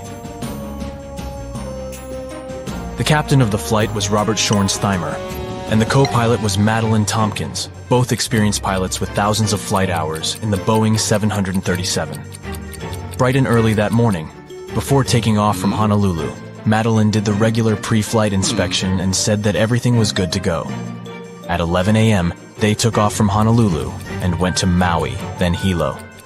When they got to Hilo, they didn't leave the cockpit or check the plane from the outside. It wasn't a requirement, so why bother? At 1:25 p.m., the plane took off for the final leg of the round trip, with 95 people on board. 89 passengers, 2 pilots, 3 flight attendants, and an FAA traffic controller who sat in the observer seat in the cockpit. The plane had taken off like normal and reached its cruising altitude of 24,000 feet without any hiccups. But then, 26 miles from Kahului, things went totally haywire. The pilots heard a loud whooshing sound, followed by a crack, and then a rush of wind that was so loud it was deafening. Turns out, a small section of the roof on the left side had come loose, causing the plane to decompress explosively. And to make matters even worse, the decompression caused a chain reaction that led to a huge chunk of the plane's roof ripping off completely. That missing part was a massive 18.5 feet long and was part of the skin that covered the plane from the cockpit all the way back to the forewing area. The pilots didn't have a clue what was going on when the disaster struck. The first officer, who was the one in charge of the plane at that time, suddenly felt her head snap back, and then she saw a bunch of gray insulation and debris flying around the cockpit like it was a tornado. Meanwhile, the captain took a look around and was shocked to see that the cockpit door was nowhere to be seen, and instead of the first-class ceiling, he was staring straight up at the sky. The plane started to tilt from side to side, making it challenging to keep it under control.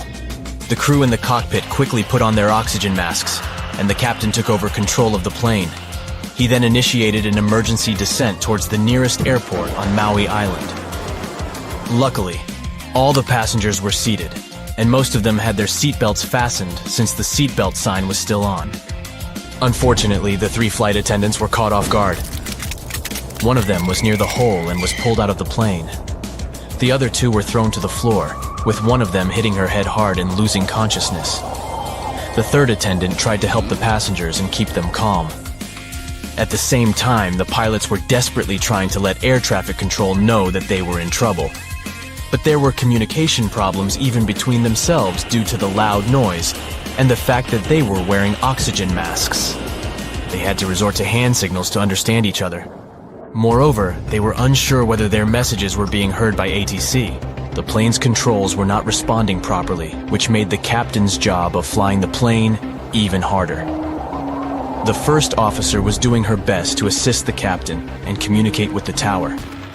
It was only after the plane descended to an altitude of 14,000 feet that the controller finally received their distress call and immediately started making arrangements for an emergency landing. The control tower wasn't prepared for a situation like this, though. In fact, the tower had to call 911, just like any other regular person would do in case of an emergency.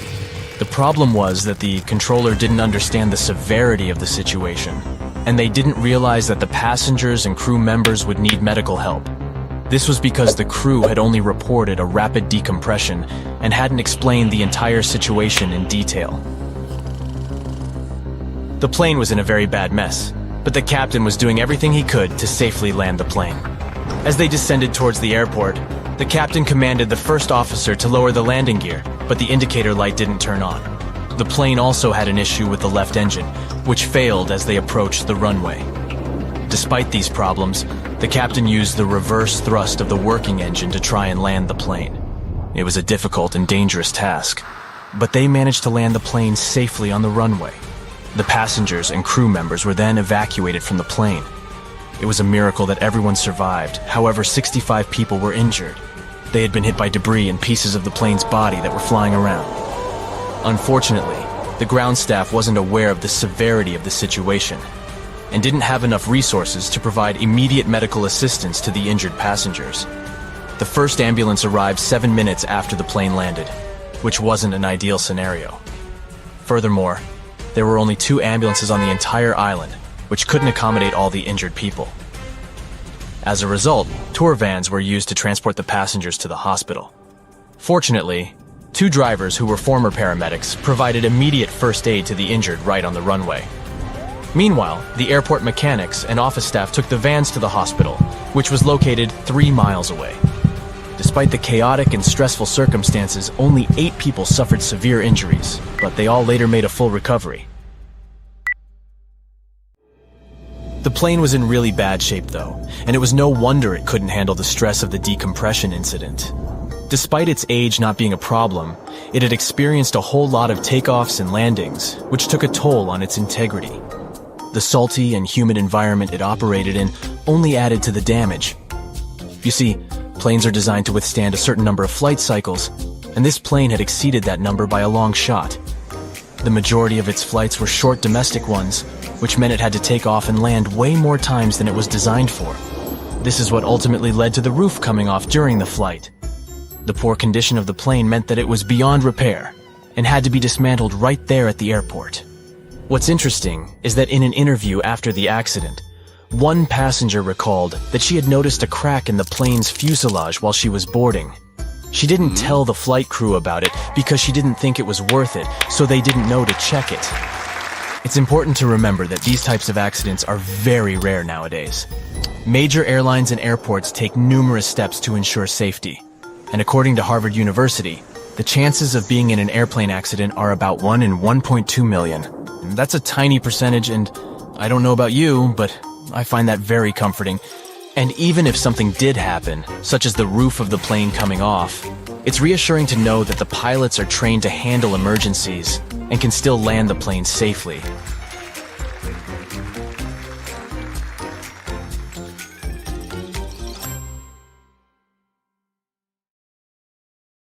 It's 1898, and you're taking part in excavations in Saqqara. This place, not far away from Cairo, is full of ancient tombs and pyramids. You're in your Indiana Jones mood and hope to find something really phenomenal to become famous. Gold, manuscripts, treasure maps, mummies of famous pharaohs. Wait, a wooden bird? You're really disappointed as it looks like a regular toy. An old one, but still. Little do you know that years later, someone would propose that your bird was actually an ancient monoplane. So the artifact, nicknamed the Saqqara bird, is made of a sycamore tree. The birdie has a wingspan of just 7 inches and weighs around 40 grams. A perfect original souvenir from Egypt, I would say. It's over 2,000 years old and looks pretty plain, without any carvings of feathers or other intricate ornaments. It has a beak and eyes though, which makes our find look like a hawk, the emblem of the deity Horus. Its tail is rather unusual as it's squared, looks weirdly upright, and it seems like the sunken part of it was the place for a now missing piece. Humans love solving a good mystery, so there have been several attempts to explain the use of the birdie. First, quite simply, is that it was a ceremonial object. The second idea is that it was a toy for a child from some well-off family. It could have been some sort of boomerang, which was a popular concept in ancient Egypt. Then there was a theory that the bird had been used as a weather vane. But this one has been debunked as the figure doesn't have any holes or markings, except for the one made at the museum in Cairo to fix the exhibit on a stick. So there was no way to hang it in the past. Almost a century after the bird was found, Egyptologist Dr. Khalil Masiha proposed a new theory that it could have been a model of a monoplane. He believed the bird was missing a horizontal tailplane. Otherwise, it had its wings set at a right angle, similar to that of modern planes.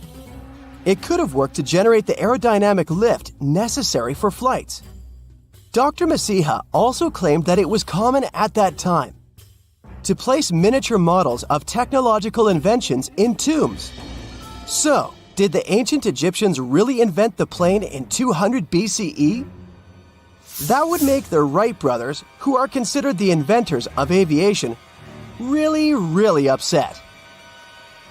They made one of their first flights only in 1903. There's just one way to know for sure, and that is to test the model. But you know, the ancient museum in Cairo would unlikely let one of their cherished exhibits fly around like a toy. That's why glider designer Martin Gregory built a similar model, this time of balsa wood, and concluded that even with the missing tailplane, the plane wasn't much of a flyer. Case solved? Not really. This didn't sound convincing enough to the History Channel, so they invited an aerodynamics expert to build another replica of the bird. He tested it in weather conditions similar to those in Egypt and was impressed with the little plane's abilities. So, if they did invent the prototype of a plane back in the times of pharaohs, it would be a good example of an oopart. That's an out-of-place artifact, an object that's way ahead of its time in terms of technology or history. And the Saqqara bird isn't the only example of such a revolutionary concept. In 1901, a group of divers retrieved the anatifera mechanism from an underwater shipwreck near the Greek island of Anatifera. It's been dubbed the world's first analog computer, and it's currently dated around 100 BCE. The bronze mechanism could tell the position of the sun, moon, planets, and stars, as well as the lunar phase, the dates of upcoming solar eclipses, and even the speed at which the moon moves through the sky. No one's sure who used it and how or where it was made, but it's obvious that it's extremely precise and way too advanced for its time. The first flushing toilets in the world were invented in the middle of the 20th century. Just kidding. The ancient Minoans on the Mediterranean island of Crete and the Indus Valley civilization both came up with this brilliant invention at the same time, around 4,000 years ago. The plumbing and sanitation were so well done that no one managed to design anything better until 2,000 years later. One ancient Minoan lavatory was discovered at the Palace of Knossos. It looks like it had a wooden seat set over a tunnel that directed water from a rooftop reservoir to an underground sewer. Other varieties got water from jugs. Only the super rich people could afford all this glory. So if you wanted to shop for real estate back then, the flushing toilet would be a telltale sign you were in the rich neighborhood. Automated doors became a cool, seemingly new invention back in 1931. But the technology behind them is actually much older. Think the 1st century CE old. mathematician and engineer Heron of Alexandria came up with a hydraulic system to open and close temple doors. To bring it into action, you need to light a fire to produce heat. There was a brass pot under the fire, half filled with water. The inventor connected the brass pot to containers that acted as weights. When the fire was burning, the water moved into the containers. They went down and pulled the ropes. It was nothing like a supermarket door that opens in front of you before you even have time to think. Heron's door took hours to open, and there was no way to stop the process. That's why they only opened the doors once a day before people entered the temple, to add some mysticism at the temple during ceremonies. Spooky. Looks like the first ever battery was invented in Baghdad around 2,000 years ago. A German archaeologist found this oval-shaped clay jar in 1938. Scientists are still not sure what purpose it served and who exactly invented it. There is a theory that it was used for electroplating objects with precious metals. When they filled it with a weak acid like vinegar, the battery produced around 1 volt of electricity. Another theory says it was a vessel for sacred scrolls. Would you like to buy contact lenses designed by Leonardo da Vinci himself? In 1508, he invented a glass lens with a funnel on one side. You were supposed to wear it with water inside to improve your vision. Sounds a bit uncomfortable, doesn't it? So, around a century later, French scientist René Descartes decided to improve the idea and make the cornea contact the future lenses. Contacts because they contact your eyes, get it? The glass tube with liquid did help improve vision, but blinking was sadly impossible. 2.5 centuries later, new technologies in the glass industry let scientists design contacts that would fit in the eye and even let the wearer blink. Thanks, guys! Still, those lenses were made of heavy blown glass and didn't let the eye breathe. About 50 years later, contacts became plastic, lightweight, unbreakable, and scratch-resistant, but still covering the entire eye. And then, in 1948, an English optical technician accidentally sanded down a plastic lens and figured out they'd still be in place even if they covered only the cornea. Imagine you're living in 19th century London and need to send a message to New York. It would have taken about 10 days to get there by ship. So when delivery time went from days to hours in 1858, it was a true sensation. The first message was sent by Queen Victoria herself. It was all made possible thanks to the transatlantic telegraph cable, running under the ocean. Sadly, the new cool invention only lasted a few weeks. It took years to bring it back to life. Ladies and gentlemen, it's the pilot of your plane speaking. Please fasten your seatbelts and stay calm. Don't worry, everything's fine. We're just falling! Ah! Okay, don't panic. Yes, we're falling, but the landing is gonna be great. And do you know why? Because this is a video about the most incredible landings with happy endings. So, imagine this situation. You're in a giant passenger Boeing. The plane is flying from Montreal to Edmonton at an altitude of tens of thousands of feet. Weather is good. There's no turbulence. But then, you notice a strange silence. You don't understand what's happening. Exactly. The sound of engines is gone. And do you know why? Because they stopped working right in the air. The plane has run out of fuel. It'll take you a couple of minutes to get to the nearest gas station, if you fly straight down. It's a real accident that happened on July 23, 1983. That flight got nicknamed the Gimli Glider. During the fueling of the aircraft, the crew confused the measurements. They thought they were pouring American gallons, when it was actually liters. The pilots realized the mistake when they were already in the sky when the fuel had run out. They didn't panic and put the aircraft into the optimal mode to increase its flight range. One of them knew that the Gimli Air Force Base was nearby. There was a small runway there. At that moment, it was filled with some garbage and carts. The pilot contacted the base and warned them about the emergency landing. The employees of the base cleared the runway in a matter of minutes. The plane began to land very smoothly. The pilots controlled the aircraft by using its wings. They needed the last drops of fuel to brake with the help of turbines. When the plane touched down, the front landing gear broke. The landing was tough. The whole plane was shaking, and the passengers were terrified. But everything ended well. No one got hurt. On November 1st, 2011, a Polish Airlines 767 passenger plane was flying from the USA to Warsaw. 30 minutes after taking off, the pilots suddenly realized the landing gear didn't work. They warned the passengers about it. The wheels didn't come out because of some hydraulic error. Pilots remained calm and continued the flight. They almost reached the final destination and made several more attempts to deploy the landing gear. Nothing worked. They realized they would have to make a hard landing. When any airplane lands at this speed without wheels, it releases a lot of sparks, and its body heats up because of friction with the ground. In this case, the chance of a fuel tank fire is high. That's why the pilots had to circle around the airport for about an hour to burn fuel. Then, when the tank was almost empty, they started landing without the landing gear. There were sparks, metal grinding against the runway, the cabin shaking. The lower part of the fuselage turned red because of the high temperature. After sliding for a while, the plane stopped.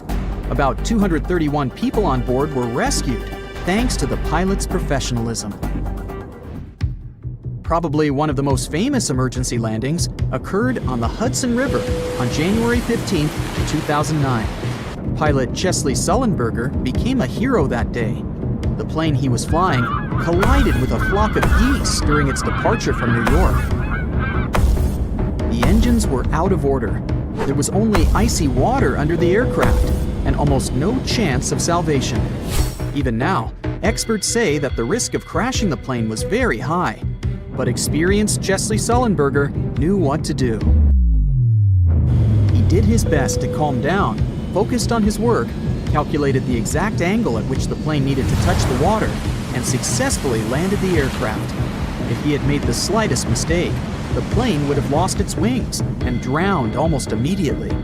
Chesley Sullenberger saved the lives of 155 people and became a celebrity. There was one dangerous situation in the sky on June 10, 1990. Not for passengers, but for the pilot. Flight 5390 British Airways took off from England and headed for Spain. It was gaining altitude, and the flight attendants started serving food to the passengers. At that moment, the pilots heard some noise. Condensate began to fill the cabin. Then, the glass on the side of the captain flew out of the window frame. He was pulled halfway out of the cabin because of decompression.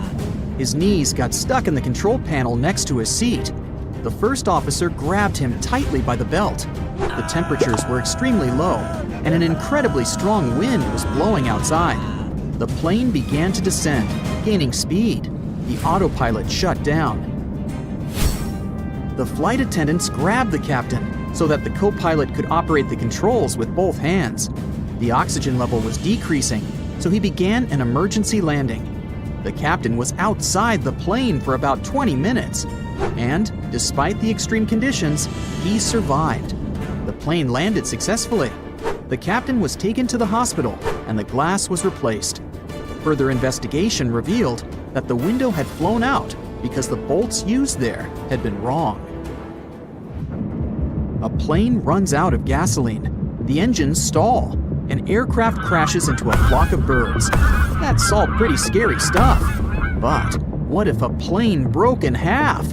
This really happened in April 2022.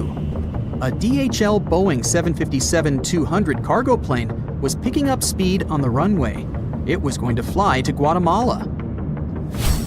The aircraft took off, and the pilots noticed some malfunction in the hydraulic system. They didn't fly far away, so they asked the dispatchers to allow them to land. The plane turned around and began to descend, and at that moment, its tail just broke off. The plane ran off the runway. Its hull was hot, but firefighters poured anti-fire foam on it just in time. Fortunately, none of the crew members got hurt. What caused such an accident is unknown. The company launched an internal investigation. The next hard landing occurred in the 40s. The pilot and 2 crew members were flying over Papua New Guinea. Visibility was poor because of fog and rain. But, according to the pilot's calculations, they were flying above a wheat field. He began to lower the plane. The clouds cleared, and he saw not a field, but a swampy area. They had no choice but to make a hard landing. It was a success, kind of.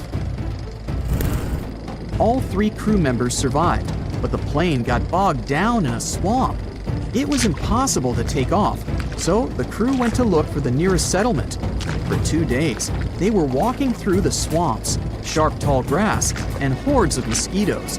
Exhausted, they reached dry land and met one of the locals. They helped the crew, took them to the village, and provided medical help.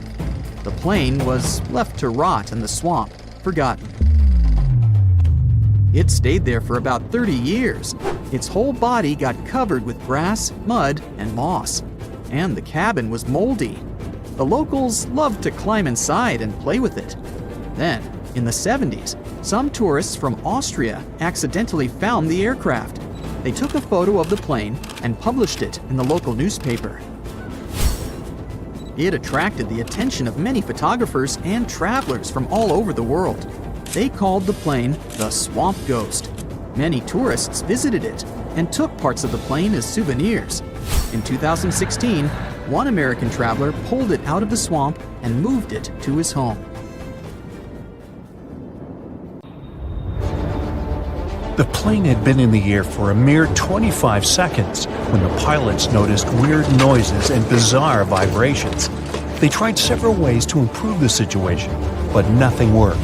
The engine surges continued, and just over a minute into the flight, when the plane reached 3,000 feet, both engines failed. First the right one, 2 seconds later the left one. The pilots decided to return to the airport they had just left. At the same time, they tried to restart the engines. Nothing seemed to work. The flight crew made a decision to pitch the plane down and then level it off. Perhaps it could help them gain some speed for the glide. But soon, they realized they wouldn't make it to the airport. Was the plane going to crash? That's when the miracle at Gotrura occurred. The morning before the flight started as usual. Regular pre-flight procedures, good weather. The members of the flight crew were experienced pilots. A 44-year-old Danish captain with over 8,000 flight hours under his belt, and a 34-year-old first officer from Sweden with 3,000 hours. So, what could go wrong? The plane itself was almost brand new. It was a McDonnell Douglas MD-81 nicknamed Dana Viking. It made its first flight on March 16, 1991. By that fateful day, the aircraft had been in service for a mere 9 months. There were 122 passengers and 7 crew members on board. Flight 751 Scandinavian Airlines was a scheduled flight from Stockholm, Sweden to Warsaw, Poland. On the way, the plane was supposed to make a stop in Copenhagen, Denmark. The aircraft took off from Stockholm according to its schedule at 8:47 a.m. local time. But by that point, the people inside had already been doomed, all because of a terrible sequence of events before the departure. It started the night before. The plane arrived at Stockholm Airport after a flight from Zurich. It was 10:09 p.m. The aircraft spent the night at the gate outside. It was cold. The temperature dropped to 34 degrees Fahrenheit, just above freezing. What made the situation even worse was that almost 6,000 pounds of freezing cold fuel, chilled during the night, still remained in the tanks located in the wings. The fuel was so cold because the plane had been flying at the cruising altitude, where the air temperature outside the cabin varied from -61 to -80 degrees. The flight from Zurich lasted around 1 hour and 40 minutes. Soon after midnight, a flight technician came to check on the aircraft. The man had to remove some slush from the landing gear. Otherwise, he wouldn't be able to examine it. At around 2 a.m., when he was leaving, he noticed some ice covering the upper part of the wings. By the morning, the situation had become even dire. A layer of clear, almost invisible ice had formed on the tops of the wings. The plane had to leave the gate at around 8:30 a.m. An hour before the departure, the mechanic responsible for the plane noticed that some ice covered the underside of the wings. He decided to make sure there was no ice on the tops of the wings. He climbed a ladder and put one knee on the wing. Then he bent forward to touch the front part of the wing. There was no ice, just some slush. The mechanic decided to make sure everything was fine with the air inlet of one of the engines. He didn't find anything abnormal. Soon after that, the personnel used more than 220 gallons of de-icing fuel to remove ice from the plane. The mechanic consulted with the captain of the aircraft and ordered the staff to de-ice the underside of the wings as well. After all, he had seen some ice there. But no one thought to double-check if there was clear ice on the tops of the wings. After they had finished the procedure, the mechanic reported to the captain, "We're done here. De-icing finished. There was a lot of snow and ice, but everything's clear now." The captain thanked the mechanic and carried on with the pre-flight procedures. The plane taxied to the runway. Its engine's anti-ice systems were switched on and didn't show any malfunction. But several passengers later claimed they had seen ice sliding off the upper side of the wings while the plane had been taking off. And still, the plane left the ground and headed for Stockholm as usual. But shortly after the takeoff, several pieces of the overlooked ice broke off. At full speed, they slammed into the fans of the engines near the tail on both sides of the plane, ruining the blades. It led to a series of surges, and the rest is history. Meanwhile, somewhere in the cabin, Scandinavian Airlines flight captain Per Holmberg, who was on board as a passenger, noticed something was amiss. At first, he informed the flight attendant sitting in the rear jump seat that the right engine was surging. She tried to contact the flight crew, unsuccessfully. Then, the ununiformed captain rushed to the cockpit and asked if he could help the pilots.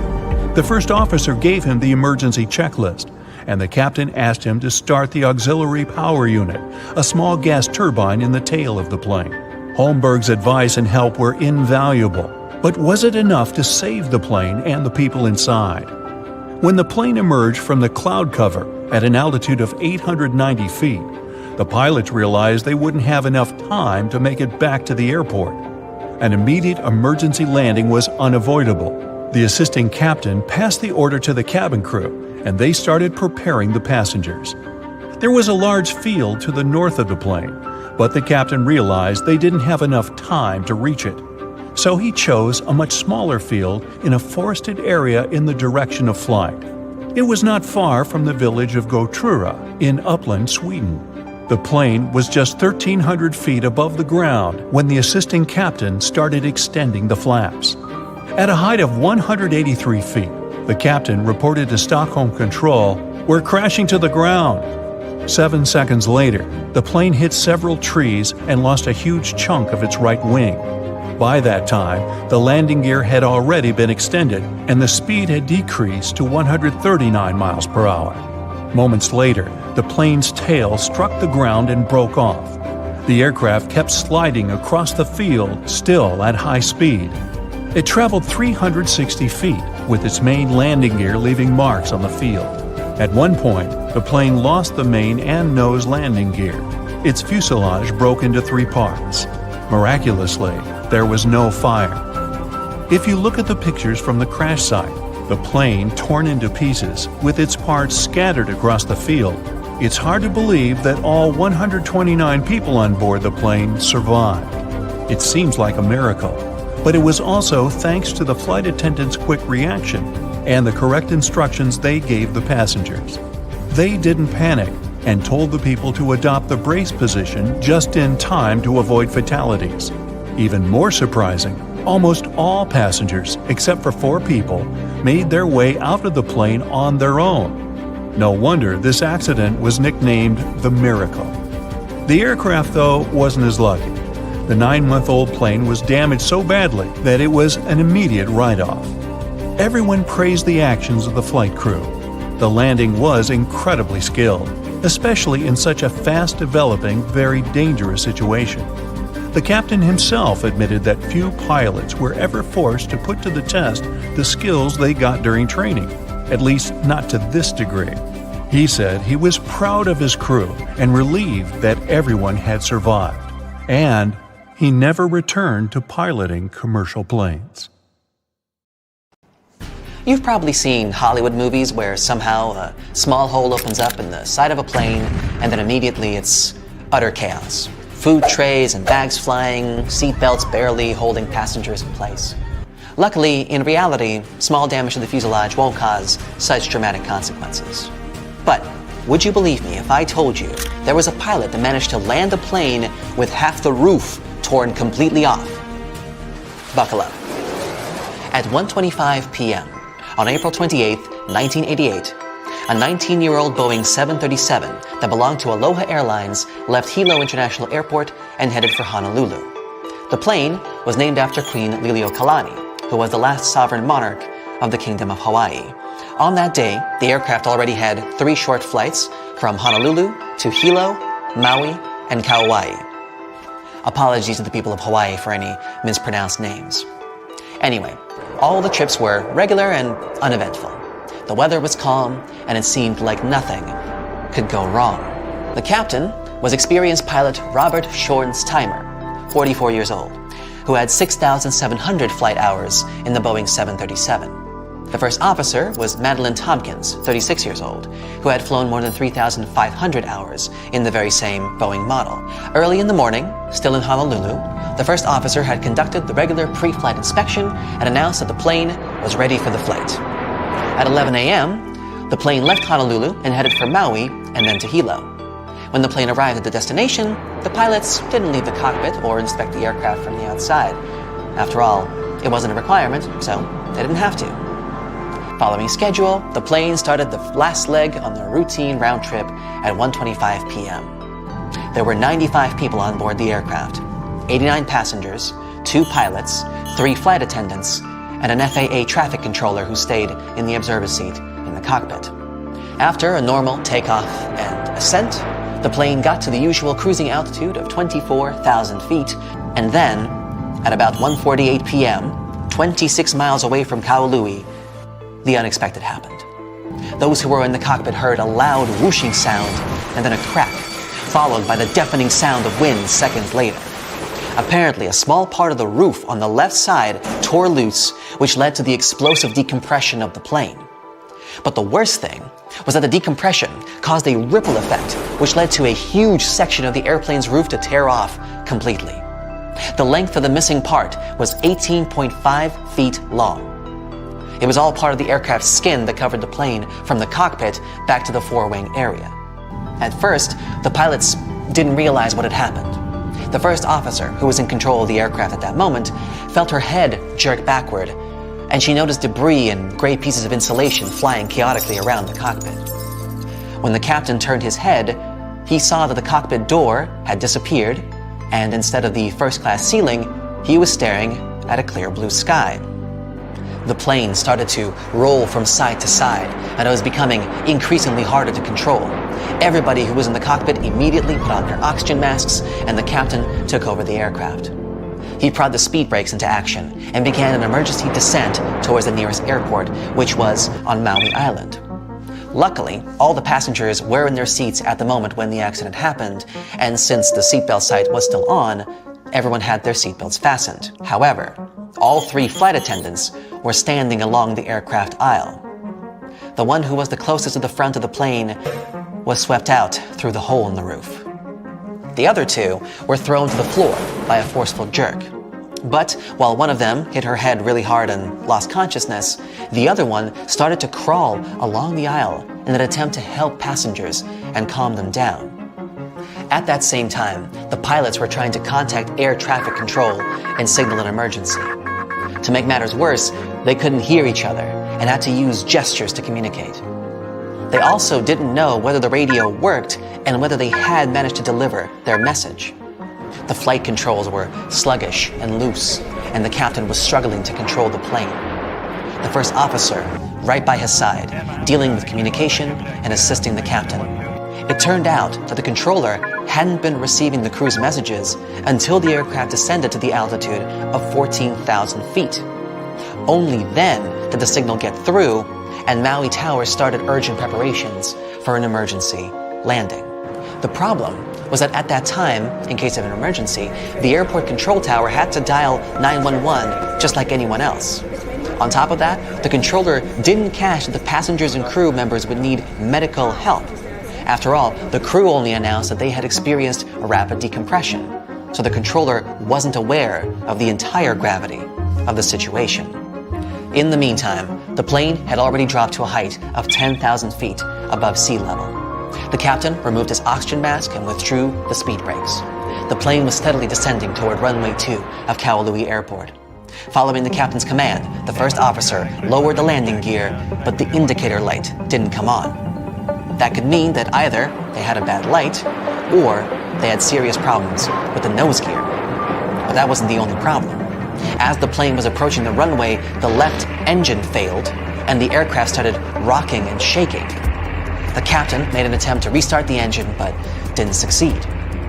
And yet, still, with the help of the reverse thrust of the second, still working engine, at 1:58 p.m., just 10 minutes after the emergency and 35 minutes after the takeoff, Aloha Airlines Flight 243 did manage to touch down on the runway of Kahului Airport and come to a complete stop. Landing a plane with such a huge loss of integrity was an unprecedented feat. As soon as the plane stopped, the evacuation began. Everyone on the plane, except for the one flight attendant who had been pulled out of the plane, was alive, although 65 people were injured. Most people had been hurt by flying debris and torn pieces of fuselage. Unfortunately, since nobody on the ground had known how serious the situation was, no ambulances were waiting for the injured. The first one arrived 7 minutes after the plane landed, and there were only 2 ambulances on the entire island, which obviously couldn't fit all the people. That's why the passengers had to be transported to the hospital in several 15-passenger tour vans that belonged to the company Akamai Tours. Luckily, 2 Akamai drivers used to be paramedics, so they started to tend to the injured right on the runway. Meanwhile, airport mechanics, as well as office staff, drove the vans to the hospital, which was 3 miles away. Luckily, there were only 8 serious injuries, from which all of these passengers later recovered. As for the plane, it was damaged beyond repair and later dismantled right at the airport. The missing part of the roof disappeared and was never seen again. But what could cause such a terrible accident? The problem wasn't the age of the aircraft. 19 years isn't that old for a commercial plane, and it hadn't accumulated too many flight hours before the accident happened. But the 35,500 flight hours the plane had traveled included 89,680 takeoffs and landings, which are also called flight cycles. The reason for such a huge number was that the plane performed mostly short domestic flights between the islands. And this number exceeded the number of flight cycles the plane was designed for twice over. Besides, the plane traveled in a salty and humid environment, which also added to the wear and tear. Interestingly, during one interview that followed the accident, passenger Gail Yamamoto remembered that she had spotted a crack in the fuselage when she was boarding. Unfortunately, she was the only one who had seen the damage, and the woman hadn't thought that the crack was important enough to inform the crew. It's important to stress that these kinds of accidents are extremely rare these days. According to Harvard University, given all the steps and measures major airlines and airports take to ensure safety, the odds of you being in an airplane accident is roughly 1 in 1.2 million. That's a 0.000083% chance. I don't know about you, but I like those odds. And even if something were to happen, like, for example, half the roof falling off, it's a great comfort to know that your trained pilots can still land the plane relatively safely. Do you know the feeling when you've been trying to solve one mystery for your entire life? Nope? Well, Detective Anderson does. During almost 30 years of working for the police, he solved many riddles, caught hundreds of robbers, and helped save thousands of lives. There's a huge number of successfully solved cases on his record. At the age of 25, he caught a thief who changed his own face with plastic surgery once a year. When Anderson was 30, prisoners started breaking from jails all over the world. The detective successfully solved this case. At the age of 38, he discovered the secret base of a forbidden order in a volcano's mouth. By his 50s, he managed to explain all the most inexplicable things in the world. But there was something he couldn't solve. These were two mysteries from the 50s, cases of missing planes. All these years, Anderson has been scrolling through the details of this puzzle. Unfortunately, he was too young when this story began. All he had were guesses and notes. But today, a sudden thought struck him. For the first time in many years, he felt that he could finally solve this mystery. But to do this, he had to immerse himself in this story again. So he opened the closet and pulled out 2 old magazines with detailed articles about these incidents. The first one happened in the summer of 1955. July 1st, Pan Am Flight 914 was about to depart from New York Airport with 61 people on board. The plane model was a Douglas DC-4. It differed from modern aircraft, having giant propellers instead of turbines. So, all passengers fastened their seatbelts. The plane started taxiing down the runway, sped up, and took off. It went high into the sky and out of sight. Its destination was Florida. The flight time would be 3 hours. Dispatching services were watching the plane on their radar when suddenly, Pan Am 914 disappeared.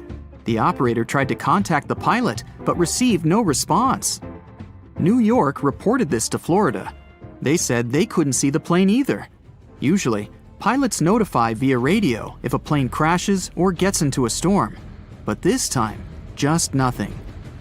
After several unsuccessful attempts to establish the connection, they deployed large-scale search operations.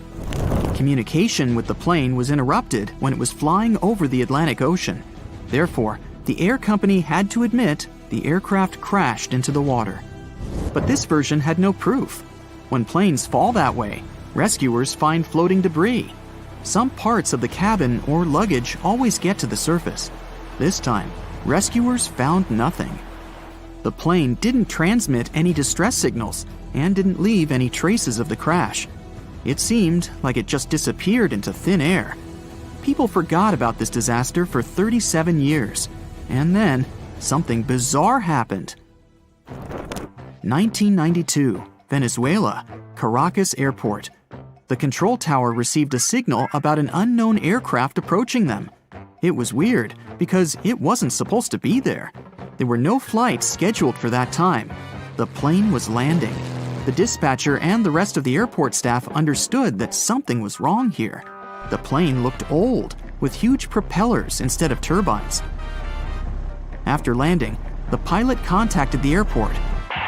Where are we? The dispatcher asked him to identify himself. A few seconds later, he received an answer. We are Pan Am Flight 914, departed from New York to Florida, with a crew of 4 people and 57 passengers on board. The dispatcher didn't know what to do next. He and the airport staff understood what kind of plane they were looking at. What was this plane doing 37 years later, and almost 1,240 miles away from its destination?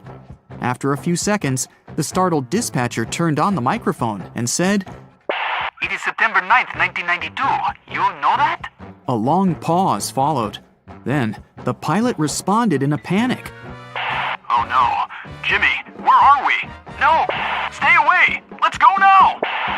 The airport staff saw the pilot waving his hands in horror through the glass. Then, he started the engines and took the plane to the runway. Pan Am 914 increased its speed and took off. The dispatcher tried to stop him, but the pilot didn't respond.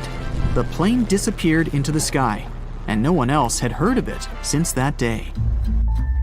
Detective Anderson finished reading the article. He frowned and looked out the window. Raindrops were hitting the glass. The storm outside perfectly depicted what was happening in his mind at that moment. He seemed to know what had happened to that plane. All the clues were there, lying right in front of his eyes. But to know for sure, Anderson had to move on to the next case. It was another article, dated 1989. It happened in 1954. Santiago Airlines Flight 513 took off from West Germany Airport. The plane was due to land in Brazil in 18 hours.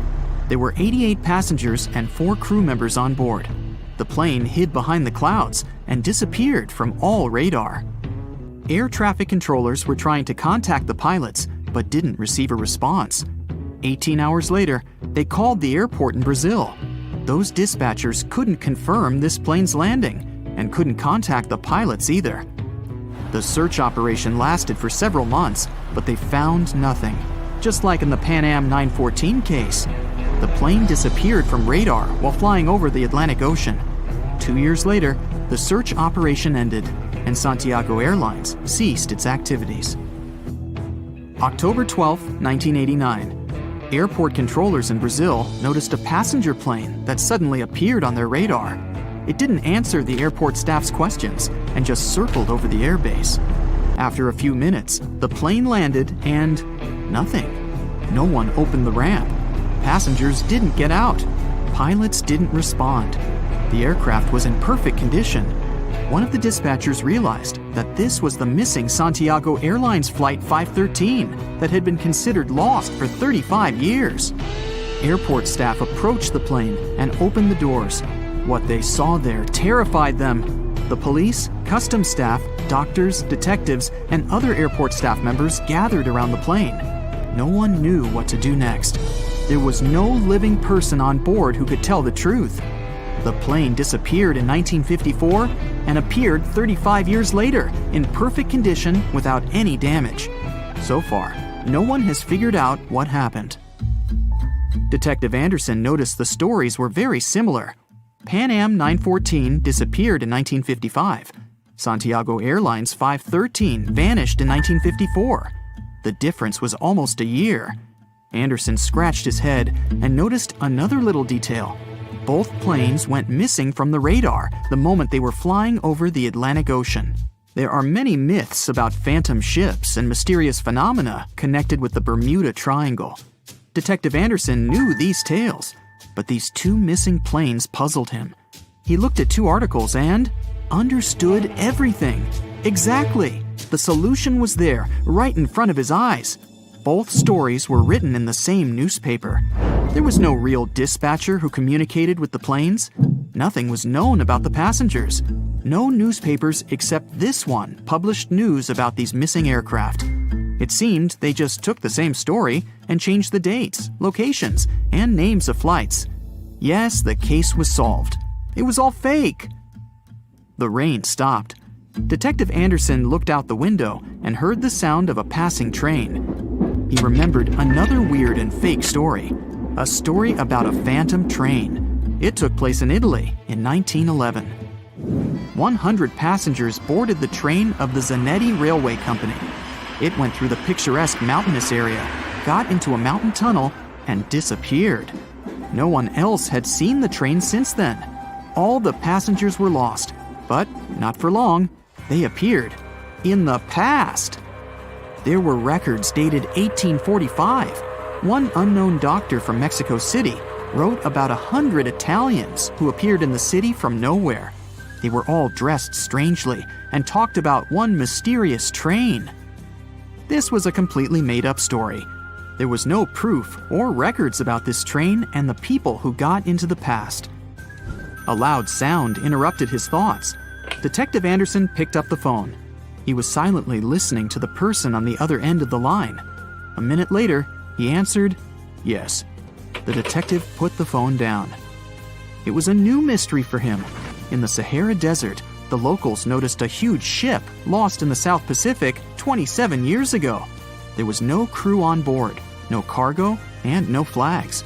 No one knew how it appeared among the sand, but wet mud formed around it because of moisture. It seemed like the ship had just teleported there from the water. Perfect! No fakes this time. Detective Anderson put on his hat and left the office. But this story is for another video. When it's too cold outside, airplanes often get delayed, or in extreme cases, even canceled altogether. First of all, if it snows heavily, such conditions drastically decrease visibility, making it unsafe to taxi and take off. During a blizzard, flight control may command the aircraft to stay on the ground and wait until the snowstorm subsides. Ice on the runway is another reason.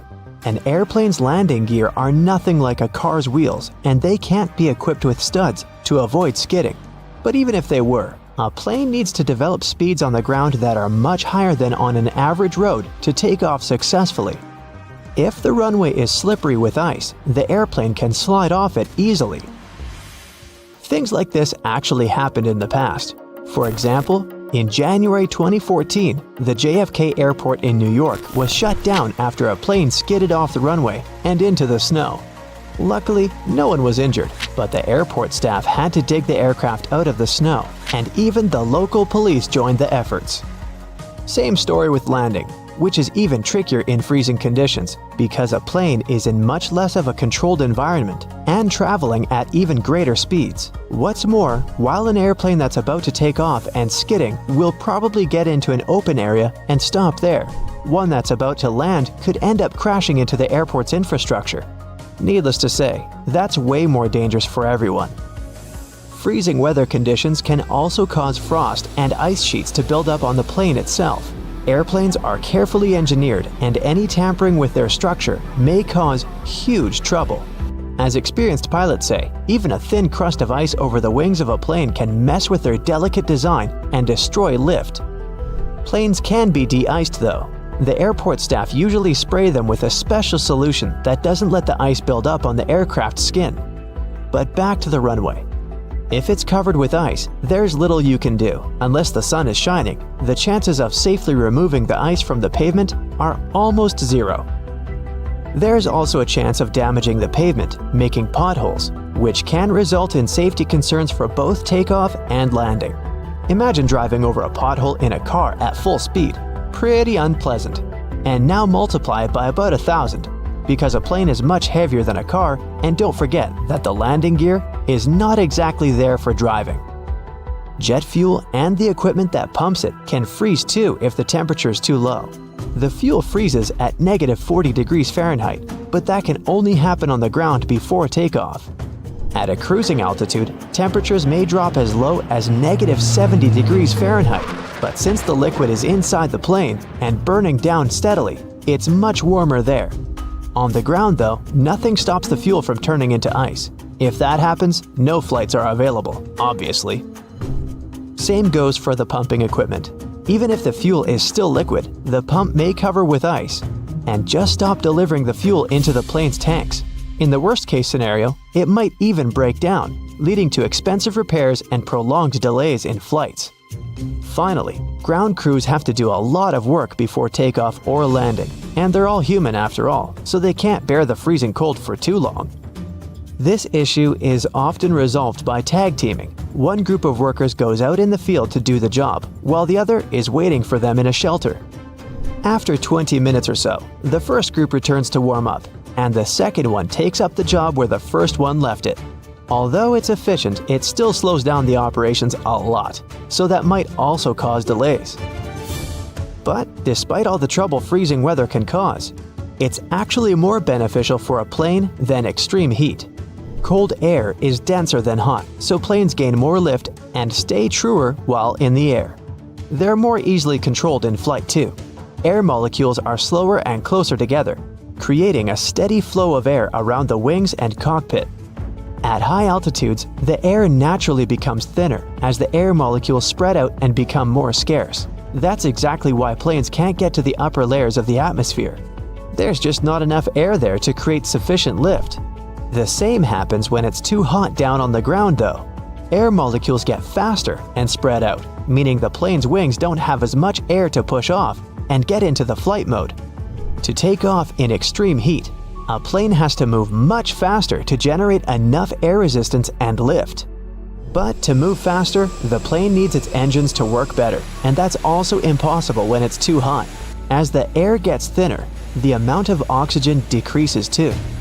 And jet engines use oxygen in the atmosphere for combustion. When they lack this crucial element, they can't convert enough energy into thrust, meaning slower acceleration and worse energy output overall. So the problem is that the plane has to have a longer runway distance to build up enough speed and lift to take off, but it can't because its engines are not working to the best of their ability. This usually doesn't cause trouble, but only up to a point. When the temperatures on the ground level reaches about 120 degrees Fahrenheit, some flights can get cancelled because it's simply dangerous for them to try and take off. Other planes are more heat-resistant and powerful, but that also depends on the heat. Some aircraft even have to reduce their weight by removing part of their fuel, cargo, or even passengers when it's too hot. Lighter load means better acceleration before takeoff, and it doesn't help to avoid cancellations, but it also means planes aren't working to their full capacity. The average cruising altitude for an airplane is about 35,000 feet. They don't technically need to be so high up, but that altitude gives the best speed and efficiency. Air gets thinner at higher altitudes, which means less wind resistance, but less lift. For most commercial aircraft, the area between 30,000 and 40,000 feet is the sweet spot where the two factors balance out. You probably still aren't using a laptop from 1999, and your computer isn't flying at close to the speed of sound. Fortunately, planes have a much longer lifespan than computers. There are airliners from the early 1970s that are still just fine. They might not be able to keep up in terms of speed and fuel efficiency, but older planes are no less safe than their modern counterparts. Contrails, those white trails airplanes leave behind them at high altitudes, are easily mistaken for engine exhaust, but most are nothing more than water vapor. During a flight, moisture in the air collects in the engines before being vented with the exhaust. The hot, wet air leaving the engines mixes with the cool, dry air found at high altitudes, resulting in long, thin lines of vapor. Humidity determines when contrails form and how long they remain visible. Ever notice the numbers on the end of a runway? They're actually used to show the pilot which direction the plane is facing. For example, the number 36 is short for a heading of 360 degrees or due north. Along with numbers, the letters R and L indicate if the nearest runway is to the right or left. The lights on the tips of a plane's wings are called position lights or navigation lights, and they're used during times of reduced visibility. They help planes to see each other in the dark and can also tell pilots what direction an aircraft is traveling. The red light marks the tip of the left wing, while the green light is on the right. The third light is white and found on or near the tail. It might seem odd that the flight crew cares whether your window shades are up or down. The main reason is so that the passenger's eyes can adjust to the outside light. Mostly, it's just a matter of getting people on and off quickly. But in an emergency, the last thing they want is people stopping to blink before they evacuate the plane. Each airplane carrying over 19 passengers must have a crash axe. You will see it installed as a firefighting device. That way, if there's an electrical fire, crew members can cut away the cockpit or some other panels. The pilots can actually break the windscreen if something bad happens and people need to evacuate. Passenger planes are mostly white to protect them from solar radiation and its effects. Aircrafts need to remain cool at airports in particularly hot countries, while passengers are going in or out. Brilliant white paint can bounce the sunlight back. It also protects some parts of the plane that are made of composite materials and prevents their damage since there's higher ultraviolet radiation at high altitudes. Commercial planes must get to speeds of at least 155 miles per hour to achieve stability and safety at takeoff. Some smaller planes can sustain altitude even at speeds of 30 miles per hour. But when speeds are that low, the plane can easily get destabilized and could even fail the takeoff. The white trails that planes leave behind, also known as contrails, are created because of water vapor. Vapor is produced during the combustion of fuel in plane engines. When the plane reaches its cruising altitude of 32,800 feet, temperatures get quite low, about -67 degrees Fahrenheit. It's really cold. So, the water turns into particles of ice. How long these particles are going to remain visible mostly depends on humidity. The higher the level of humidity is, the bigger those trails get and remain visible even long after the plane has disappeared. Airplanes all over the globe get struck by lightning almost on a daily basis. A regular airplane in commercial service gets hit on average once a year. How often it happens depends on a couple of things. First, how many landings and takeoffs the plane performs, since lightning mostly strikes at heights between 5,000 and 15,000 feet. It also depends on location. For instance, it's more likely for a plane to get struck by lightning around the equator and in some other parts of the world. Modern planes are designed to withstand such strikes. They have to go through special lightning tests to prove they can cope with strikes. Planes mostly fly at altitudes of up to 7 miles. There are some benefits like the thinner air or producing less aerodynamic drag, which also means less fuel consumption. The temperatures up there are lower, which makes the jet engines more efficient. That part of the atmosphere is also less turbulent, which helps make flights smoother. Some planes have already gone into space, but not the ones you see at the airport. Those classical planes need air to go up, and space is basically just a vacuum. The first plane that reached space was designed around 70 years ago.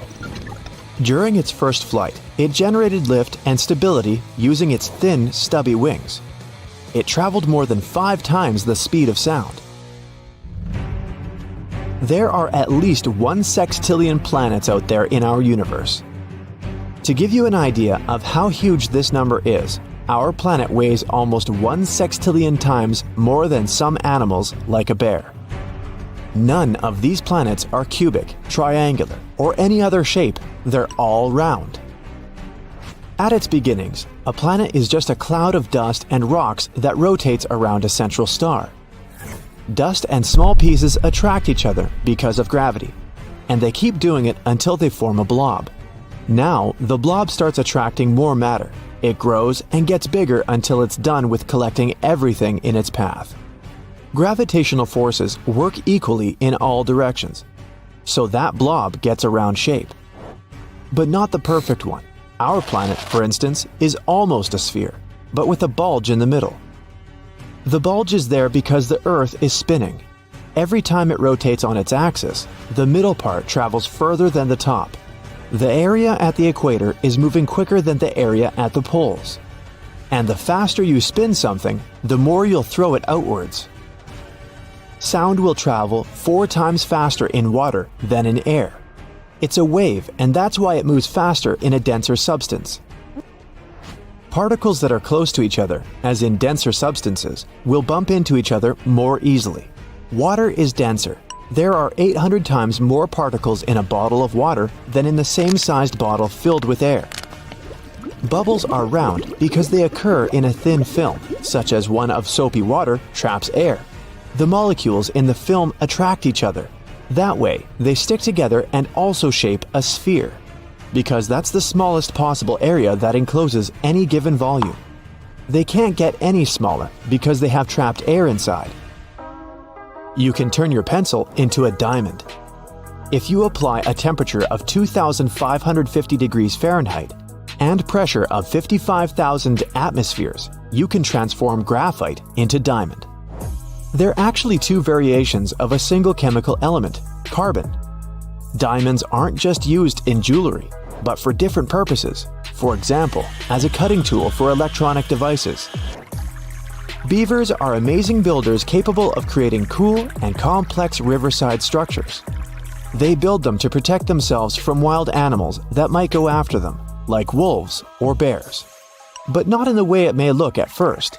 Beavers don't really live in their dams. They only use them as a barrier, making some sort of a pool or pond of deeper water. That's where their real home is, in the pool. It's like a small island or dome lodge. It's a dry area where beavers are safe. They can also store their food there. These pools are deep enough for land animals to avoid them. Beavers dig underwater tunnels that are entrances into their home. If a predator or some other danger is coming, they can quickly escape to safety. Some animals sleep while standing. Zebras, elephants, horses, some birds like flamingos. Cows can sleep while standing, but they prefer to lie down when they want to rest. To sleep while standing, animals need to have legs that can align vertically. That way, they don't have to activate their muscles to keep them standing. Their knees also lock in place. It's better for these animals to sleep while standing because they'd probably be too slow to react if there was a predator going after them. When we laugh in some unpleasant situations, or when we feel nervous, we're actually trying to mask our true emotions. For example, you do something embarrassing and try to cover up the shame you feel. Also, we're more relaxed after laughing, so if you're nervously chuckling in an unpleasant situation, it can help you clear some of your negative emotions. When you buy a bottle of water, you can see it has an expiration date. It's not that the water inside will turn bad. The expiration date is there because the plastic may start to leach into the water over time and contaminate it with chemicals that might be bad for us. The moon has its own time zone. The astronomers created a special watch for all moonwalkers. It measures time in lunations, which is the period of time the moon needs to rotate and revolve around our planet. Each lunation is almost 30,000 Earth days. You can decaffeinate your coffee if you take it into a sauna to moisten the green coffee bean within temperatures of 160 to 210 degrees Fahrenheit. The point is to get 10 milligrams or less of caffeine per one coffee. That's when you can put it in the decaf category. One serving of regular coffee has 50 to 75 milligrams of caffeine. There's a reason the Earth spins. Our solar system formed 4.5 billion years ago. There was a raging cloud of dust and gas. Molecules and atoms in that cloud had a tendency to rotate in a certain direction. That same cloud collapsed under gravitational forces. Gravity magnified its initial rotation and then flattened it out into a disk. Our planet formed within that disk, and now it's spinning because of that old pattern of its parent cloud. A plane with no identification marks is approaching the coast of Indonesia. It's not the most peaceful of times, and the flight operator is alarmed. 2 fighter jets take to the sky, about to take down the unidentified plane. It's all about to end in a disaster, when the fighters notice one strange detail. December 1st, 1941. Captain of a Boeing 314, Robert Ford and his team are preparing for one of the longest flights on one of the biggest planes in the world. The Boeing 314 Clipper California is a high-capacity seaplane. It has no landing gear, so it can only land on water. Its length is 100 feet, and its wingspan is 150 feet. This is more than a 6-story building, and on board this plane, there is a restaurant, resting areas, and even a room with a bed. Despite its size, the Clipper California can stay in the air for more than 18 hours. Captain Ford doesn't suspect what is awaiting him ahead. He gets on the plane. Their flight is bound from San Francisco to Auckland, New Zealand. The first stop is Los Angeles. There's no problem with this. The next stop is Pearl Harbor. The flight is going fine. December 7th, 1941. It's been 3 days since the plane left Pearl Harbor. The last final step of the journey remains. Flight to New Zealand. At this moment, Captain Ford receives an order to return the plane to the nearest Allied base. The way back is closed, so the plane continues to fly to Auckland. The Clipper lands safely at the Auckland airport and receives an order that seems impossible. Robert Ford and his team must paint over all the registration and identification marks on the plane and deliver it to LaGuardia, New York. Then, fly across the world. This is an uncharted route with a length of 23,000 miles.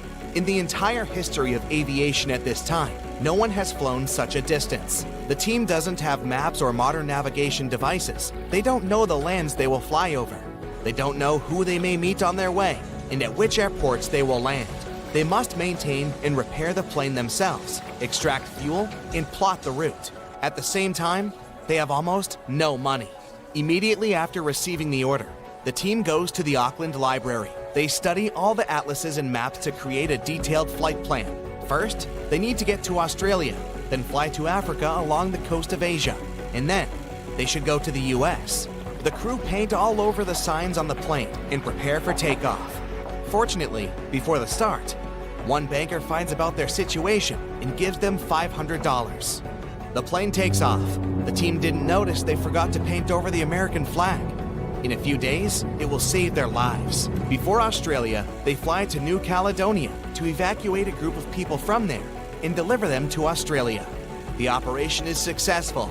In Australia, the team needs to refuel the plane. They don't find special transport for Clipper services at that airport, so the crew themselves transport 800 cans of gasoline. And here's an important detail. The Boeing 314 doesn't use conventional fuel. It needs to be filled with special high-octane aviation gasoline. Early in the morning, the Clipper takes off and heads to Indonesia. The flight is going fine. They are approaching the airport. Meanwhile, the captain of the base where the Clipper is supposed to land notices an unidentified plane.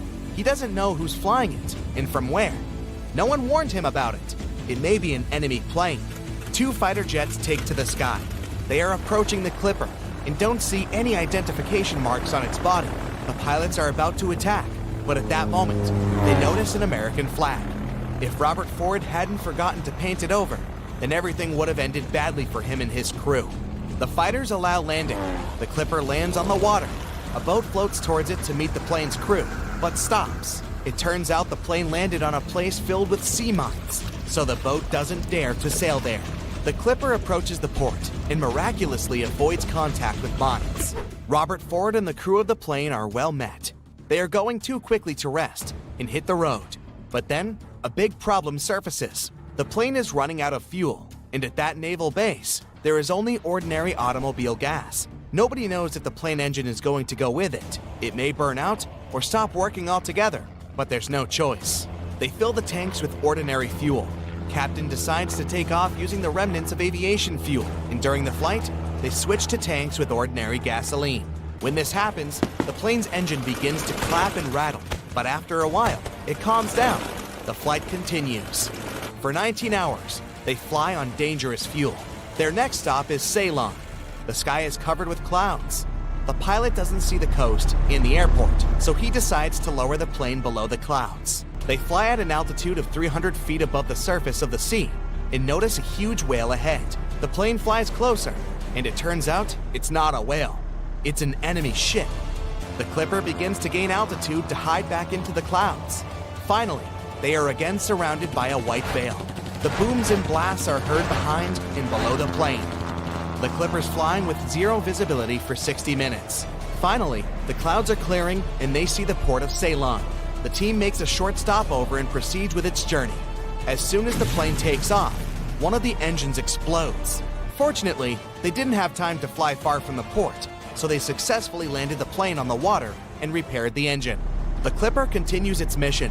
Now, Robert Ford's team flies mainly over land. This is very risky, since the aircraft doesn't have landing gear and it can't safely land on solid ground. Finally, they get to the Congo. The team has a great time here, gains strength, rests, and most importantly, gets high-octane aviation gasoline. Things are going great, but there's another ordeal ahead. Now, the aviators will have to make the longest flight in their journey. Their next stop is a port town in Brazil, and the distance to it is 3,500 miles across the ocean. The maximum flight distance of the Boeing is 3,700 miles. Any deviation from the course or a strong headwind can easily prevent the aircraft from reaching the port. Worried, the crew refill the tank and load additional fuel onto the plane. They leave the Congo, taking off along the narrow river. At this moment, the pilot notices the river ends a few miles away with a waterfall. The plane must urgently gain altitude, but it can't. The large amount of additional fuel bears the Clipper down. The waterfall is getting closer. In the last seconds, the plane manages to rise to the desired height. But even after the waterfall, Boeing still doesn't get high enough. It hovers right above the rocky coastal cliffs. A slight inclination can lead to a crash. Fortunately, they manage to pass unharmed. The plane rises to the perfect height. During the flight from the Congo to Brazil, the crew broke a new record. It's 23 hours and 35 minutes in the air. The tired crew make a long-awaited landing in the city of Natal. However, the rest doesn't last long. 2 hours later, they take to the air and head to the next stop, an airbase in Panama. January 6, 1942, 5:54 a.m. The already legendary Boeing 314 is approaching LaGuardia, New York. The team can't wait to finish their journey.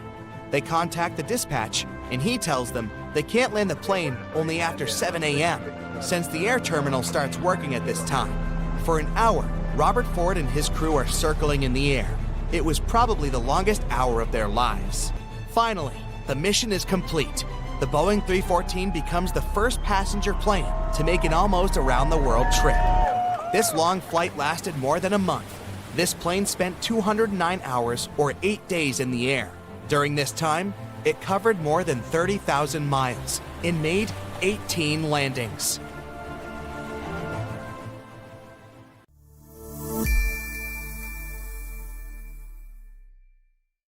People say it happened in the quiet early morning above Newark Liberty International Airport. A co-pilot preparing for descent noticed something strange. While checking the approach coordinates, his data screen blinked once, then filled with a bizarre, unsettling message. Don't you wish you knew what this means? Shocked and scared, he called the captain. Captain, I'm detecting a strange anomaly on the FMS. The captain looked and saw the same message.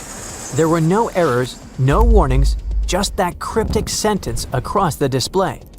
They rebooted the system, reloaded the coordinates, tried everything, but the message refused to leave. Until, just as suddenly, it disappeared. The screen returned to normal. The landing was smooth, but the pilots were unsettled, and for a good reason. They filed a report and dug into the aircraft systems. No one has found any glitches. No known faults could explain it. And then another pilot, days later, saw the exact same message while flying a different plane into Newark. Some people blamed software bugs. Others suggested a monumental prank. For the crews involved, it was something different. A chilling mystery that remained unexplained. What do you think about this? What is the most plausible explanation? Share your opinion in the comments. Meanwhile, we continue.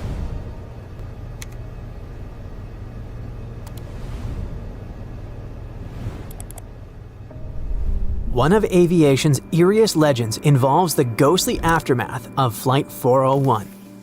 On December 29, 1972, Eastern Airlines Flight 401 crashed into the Florida Everglades. It happened during a routine approach to Miami and was caused by technical glitches and human error. 101 lives were lost in that tragic accident. Trying to cut costs, Eastern Airlines took unscathed components from the wreckage and installed them in other planes in their fleet, particularly in several L-1011 TriStar aircraft. Not long after, flight crews started reporting weird things. For example, flight attendants claimed they spotted the captain of the crashed flight seated in passenger rows, looking terrifyingly real. They also reported seeing him in cockpits, sometimes seen examining instruments or quietly standing in the galley. Some crew members even believed that the captain's spirit intervened to prevent technical failures, as if he hadn't stopped protecting the aircraft. Even though Eastern Airlines seemed to dismiss such reports, they eventually removed the reused parts without any loud announcements. But even so, the haunting stories never fully went away. One night over Florida, a seasoned pilot and flight instructor experienced something he's never forgotten. He was flying an SR-20 Cirrus with a student, running a routine training session under instrument meteorological conditions. Everything was going smoothly until they approached Orlando Executive Airport at about 1,500 feet. That's when the aircraft's radio, tuned to the emergency frequency 121.5 MHz, suddenly crackled to life. A soft, chilling voice came through the static.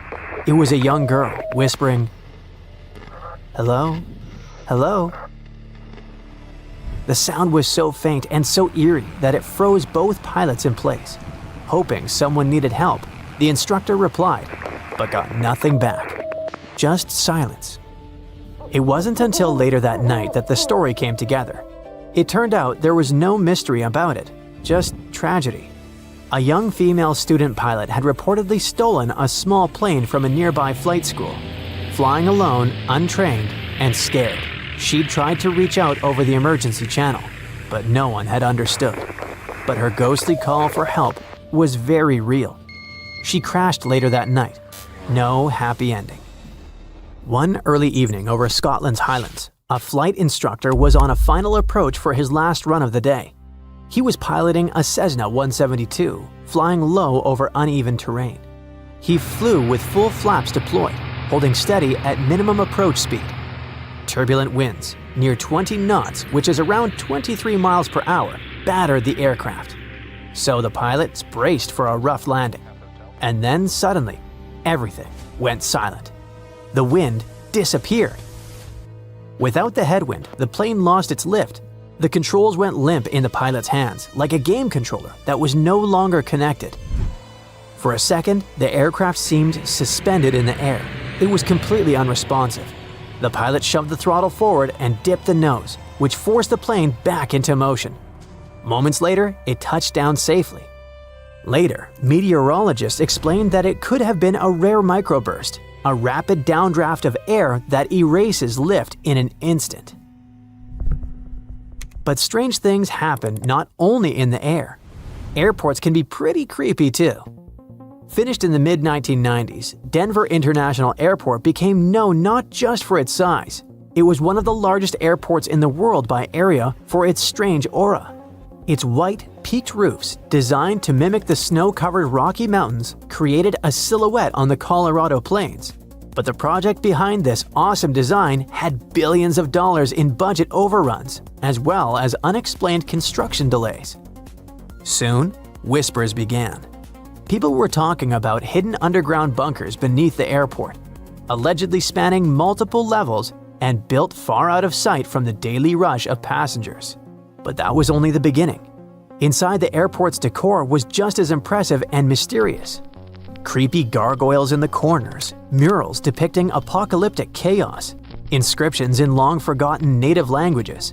Such bizarre choices led to the appearance of numerous theories ranging from quite plausible to absolutely insane. And rather than deny it all, Denver International embraced its bizarre reputation. Today, the airport even runs conspiracy-themed tours, which proves one fact: DEN is unlike any airport in the world. But let's get back to the skies. The Saab 340 was a 34-seat turboprop, unusual in one key way. It ran on GE helicopter engines, the same ones used in Black Hawks. These engines had a quirk. During cold, slushy weather just below freezing, they could suddenly roll back. For a second, they'd shut down with a loud bang and flash, lighting up the cockpit and kicking the plane, only to restart instantly. Quite alarming, but common. Then storms brought more strange phenomena.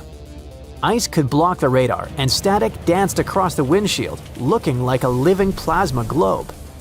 Once, something even stranger happened. Flying at night, 10 minutes from landing after dodging storms for hours, the aircraft entered one last cloud. Suddenly, the nose lit up, and it wasn't lightning. It was a deep magenta light. It glowed like a spotlight, cutting through the cloud in front of them. For a few seconds, the entire cloud was bathed in color. Then it vanished. Specialists said it could have been a rare case of St. Elmo's fire, a weather phenomenon where a bright violet or blue light appears on pointed objects, like aircraft wings or lightning rods during a thunderstorm. And here's a bonus for you. Look at this. An enormous, impossible monster, isn't it? An Aussie pilot saw it from the sky. A giant snake shape was moving under the water in a lake. Before you start blaming extraterrestrial civilizations, hear me out. It wasn't a real snake, even though it looked like one. The shape was created by a bunch of pelicans chasing fish. They were traveling all together in a long line. The pilot took a photo during a special flight when the pelicans first arrived at the lake. This lake is called Kaditanda Lake Eyre, and it's in the middle of South Australia, which is a very dry place. Most of the time, it's just a big, salty, flat area with no water. But when rivers bring enough water, the lake fills up and turns into the biggest lake in Australia. Birds and animals come from everywhere to visit. Right now, the lake is filling up for only the 4th time in 160 years. This happened because it rained a lot across 3 big rivers that feed the lake, which is something that doesn't happen often. People call it a dry flood because it didn't rain near the lake itself, just far away. but the water has been traveling a long way through the desert. It's a very rare and special thing to see. Only people who take special flights get to watch it from above. The water makes plants grow and attracts hundreds of birds.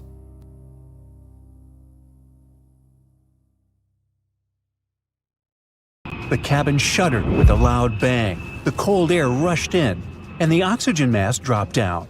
The 117 terrified passengers were staring at a 5-foot hole that ruptured their Boeing 737-300. One of them sent a text to his wife saying, "Plane is going down, I love you." It started as a regular flight from Phoenix to Sacramento on April 1, 2011. Takeoff and initial climb-out went as usual. But as the plane approached its cruising altitude of 34,000 feet, one of the ceiling panels fell down. A couple of seconds later, the captain informed everyone that the cabin had lost pressurization and instructed passengers to put on their oxygen masks. The sound of rushing wind grew louder. The captain quickly declared an emergency to air traffic control and was granted permission for an emergency descent. The pilots brought the aircraft down to 11,000 feet, where the air pressure was high enough to keep enough oxygen in the body tissues. Soon after, flight attendants reported an injury and a 2-foot hole in the fuselage. The pilots then requested to descend further to 9,000 feet. Ground control directed them to the nearest airport capable of handling a 737. It was Yuma International Airport. One of the flight attendants rushed to make an interphone call to the pilots or a PA announcement instead of immediately putting on his oxygen mask, so he lost consciousness, fell, and broke his nose. Other than that, there were luckily no injuries or major damage. The plane landed successfully, and all the passengers survived. As it turned out later, it all happened because one of the joints failed much earlier than Boeing's engineers expected. Another plane that got into serious trouble was carrying 440 passengers and 29 crew members, 5 of whom were pilots. The flight was going from London to Sydney with a stopover in Singapore. It completed the first leg of the journey without a problem, took on fuel, more passengers, and a new crew to carry on to Australia. It took off and moved southeast across the strait toward Indonesia, passing over the densely populated island of Batam. After 4 minutes in the air, right after passing an altitude of 7,000 feet, one of the engines failed. Fragments of a turbine disc were tearing through its wings and fuselage in multiple places. The Big Bang severely damaged every critical system on board, including the flight controls, fuel tanks, hydraulics, and pneumatics. With a flood of failure warnings and an aircraft in unknown condition, the flight crew had to quickly assess the situation and make the right decisions to bring the massive jet down safely. They also had to deal with malfunctioning landing gear, a loss of braking power, and an engine that refused to shut down. Against all odds, they managed to land the plane flawlessly. All 469 passengers and crew walked away without a single injury. As it turned out later, an oil pipe in one of the engines had walls that were slightly too thin, and it led to all this. On May 24, 1988, TACA International Flight 110 took off from Belize City, heading to New Orleans with 38 passengers and 7 crew members aboard. The aircraft was new and everything was going smoothly until the plane approached New Orleans and encountered severe thunderstorms. The pilots tried their best to navigate through the storm, but as they descended through thick clouds at 16,500 feet, both engines suddenly lost power. The plane was gliding toward the ground through extreme rain and hail with no thrust. The pilots tried to restart the engines using airflow, but even when they turned them back on, they didn't produce enough of it to reach the airport. The pilots realized they wouldn't make it to New Orleans International Airport, so they declared an emergency and considered a water landing in the Louisiana wetlands. Air traffic controllers suggested an alternate airport, but the plane didn't have enough altitude or speed to reach it. But then the first officer noticed a grassy levee that could work as a runway. The captain quickly changed course and managed to do the impossible and landed the plane on the narrow strip of grass. It suffered minimal damage, and every passenger and crew member walked away unharmed. On October 16, 1956, Pan Am Flight 6 was on the final leg of an around-the-world journey when it took off from Honolulu, Hawaii for San Francisco. Everything seemed normal on the 4-engine propeller-driven aircraft until about 1:20 a.m., when the number 1 engine began to malfunction. The first officer tried to reduce power and lower the flaps to slow the plane down. It was impossible because the propeller continued to windmill and created extra drag. The crew was struggling to keep control of the plane. But then, the number 4 engine also started failing. Soon it began backfiring, so they had to shut it down completely. Now running on just 2 engines, the plane couldn't maintain speed or altitude. They did some math and figured they didn't have enough fuel to reach San Francisco or return to Honolulu. That's when the captain radioed an emergency call. He knew that it would be too dangerous to try a water landing in the dark, so the captain decided to keep the plane in the air until dawn. He guided the aircraft toward a Coast Guard cutter stationed in the Pacific. When it was above the ship, the plane circled at 2,000 feet, then climbed up again to burn extra fuel and make it lighter. The captain asked passengers sitting in the back and near the engines to move forward. As dawn broke and waves started rising, he knew it was time. The crew made the final approach. The plane's tail snapped off upon impact and the nose dipped underwater. But thanks to their careful planning and the swift response of rescue boats, every passenger and crew member was safely rescued before the aircraft sank. Southwest Airlines Flight 1380 from New York's LaGuardia Airport to Dallas Love Field on April 17, 2018, was carrying 144 passengers and 5 crew members. At 32,000 feet, the left engine suddenly blew up and its pieces were flying around. The wing and fuselage were damaged and shattered a window in row 14. This caused rapid decompression. The pilots immediately began an emergency descent and changed course toward Philadelphia International Airport. The plane tilted hard to the left. Alarms started going off. The pilots put on their oxygen masks and fought to regain control. But even after getting it back on track, the damage made it incredibly difficult to fly. When the captain found out one of the passengers needed immediate medical help, she tried to speed things up and managed to land safely in Philadelphia. Sadly, even that and all the efforts of the flight attendants didn't help, and the passenger who was sitting in row 14 passed away. But thanks to the quick thinking and skills of the pilot and flight attendants, a much bigger disaster was prevented. Air Transat Flight 236 was cruising from Canada to Portugal when 3 hours and 46 minutes into the journey, a fuel leak developed in the right engine. The pilots didn't realize it at first. They thought faulty sensors were giving them incorrect readings. For over an hour, they continued flying as normal until they realized something was seriously off and diverted to the Azores for an emergency landing. By then, it was almost too late. The right engine failed when they still had over 170 miles to go.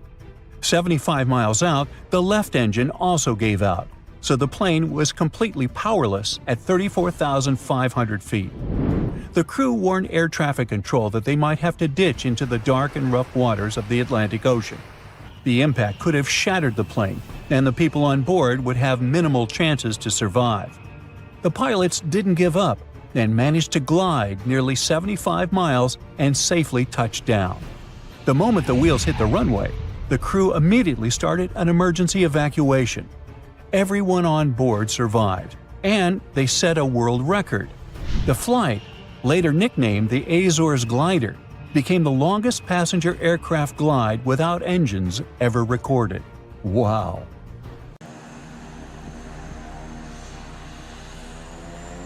I got declared emergency. My pilot lost conscious.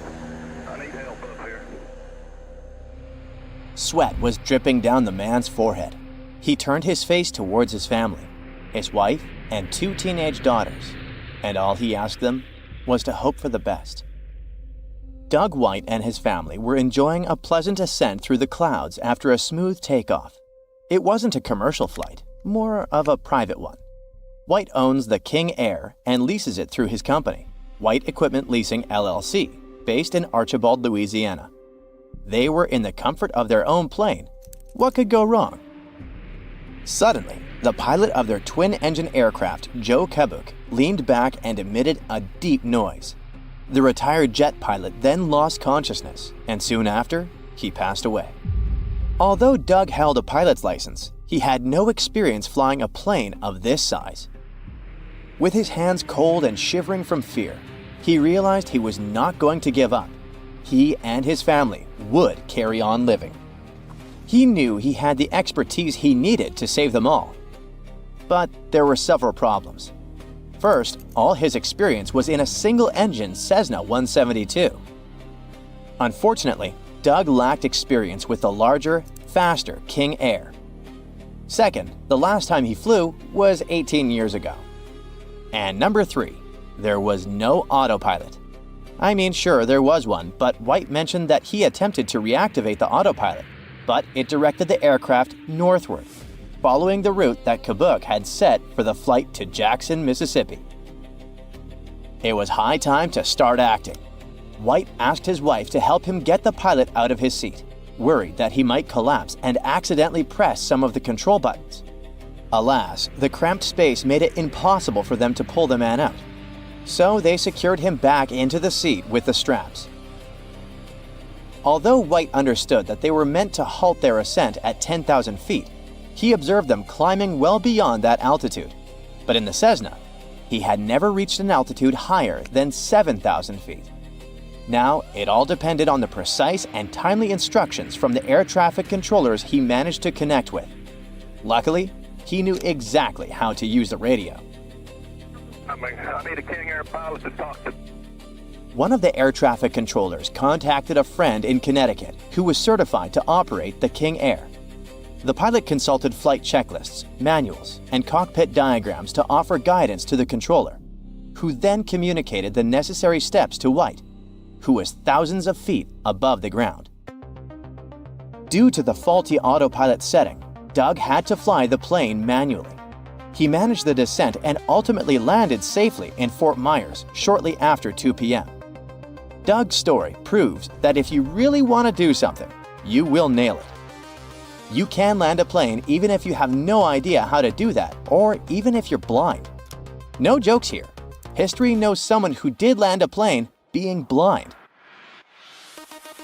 Jim O'Neill was piloting a Cessna, the type of plane Doug knew how to fly, by the way, from Scotland to southeastern England.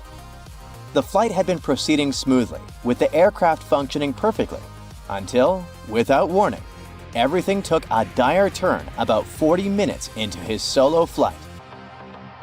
O'Neill wasn't particularly young. He was 65, and, as it happens to some of us when we get old, he experienced a stroke. It's a terrible experience even if you're somewhere in the city with hospitals nearby. But Jim had it while piloting at an altitude of 5,500 feet. Strokes hardly ever come unnoticed, and consequences can be dreadful. Jim got completely blind because of that stroke. Initially, he thought the blinding sunlight had obscured his vision, but when it didn't clear, he realized he was in serious danger, alone at the controls of the plane. He couldn't even see the dials. In a panic, O'Neill managed to locate the radio and communicated his emergency to ground control. His distress call was received by RAF Wing Commander Paul Gerard, who had just completed a training flight in the vicinity. Gerard took to the skies to assist O'Neill, guiding him as he flew alongside the incapacitated pilot.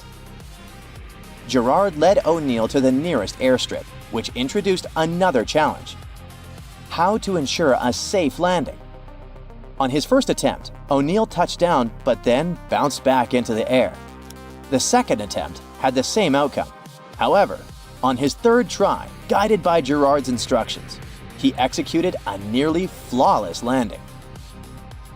Landing an aircraft completely blind requires someone right there to guide you. Left a bit, right a bit, stop, down. During the critical final approach, even with radar, visual confirmation is essential. That's why having another pilot was invaluable. After the landing, O'Neill was transported to the hospital, where his vision gradually started to return. Yeah, you never know what might happen to the pilot. That's exactly the reason why two pilots are mandatory at almost all times. It significantly enhances safety in the event of a technical failure, health concern, or let's say, if one of the pilots is pulled out of the plane. On June 10, 1990, passengers boarding British Airways Flight 5390 from Birmingham to Malaga had no idea of the horrifying experience that awaited them. In a dramatic incident, the pilot was partially ejected from the aircraft after a window blew out during the flight, leaving him clinging to the window frame for 20 nerve-wracking minutes. Sudden decompression can be life-threatening, but against all odds, Captain Timothy Lancaster survived the ordeal. British Airways Flight 5390 was a popular service for British holidaymakers traveling to Malaga. On that day, the BAC 111-500 aircraft took off with 81 passengers and 6 crew members on board. The aircraft had a long history, having been in service since 1971 and previously flown by various airlines before joining British Airways in 1988. Captain Timothy Lancaster, aged 42, the first officer Alistair Atchison, 39, were at the controls. With thousands of flight hours between them, they were well prepared for the routine.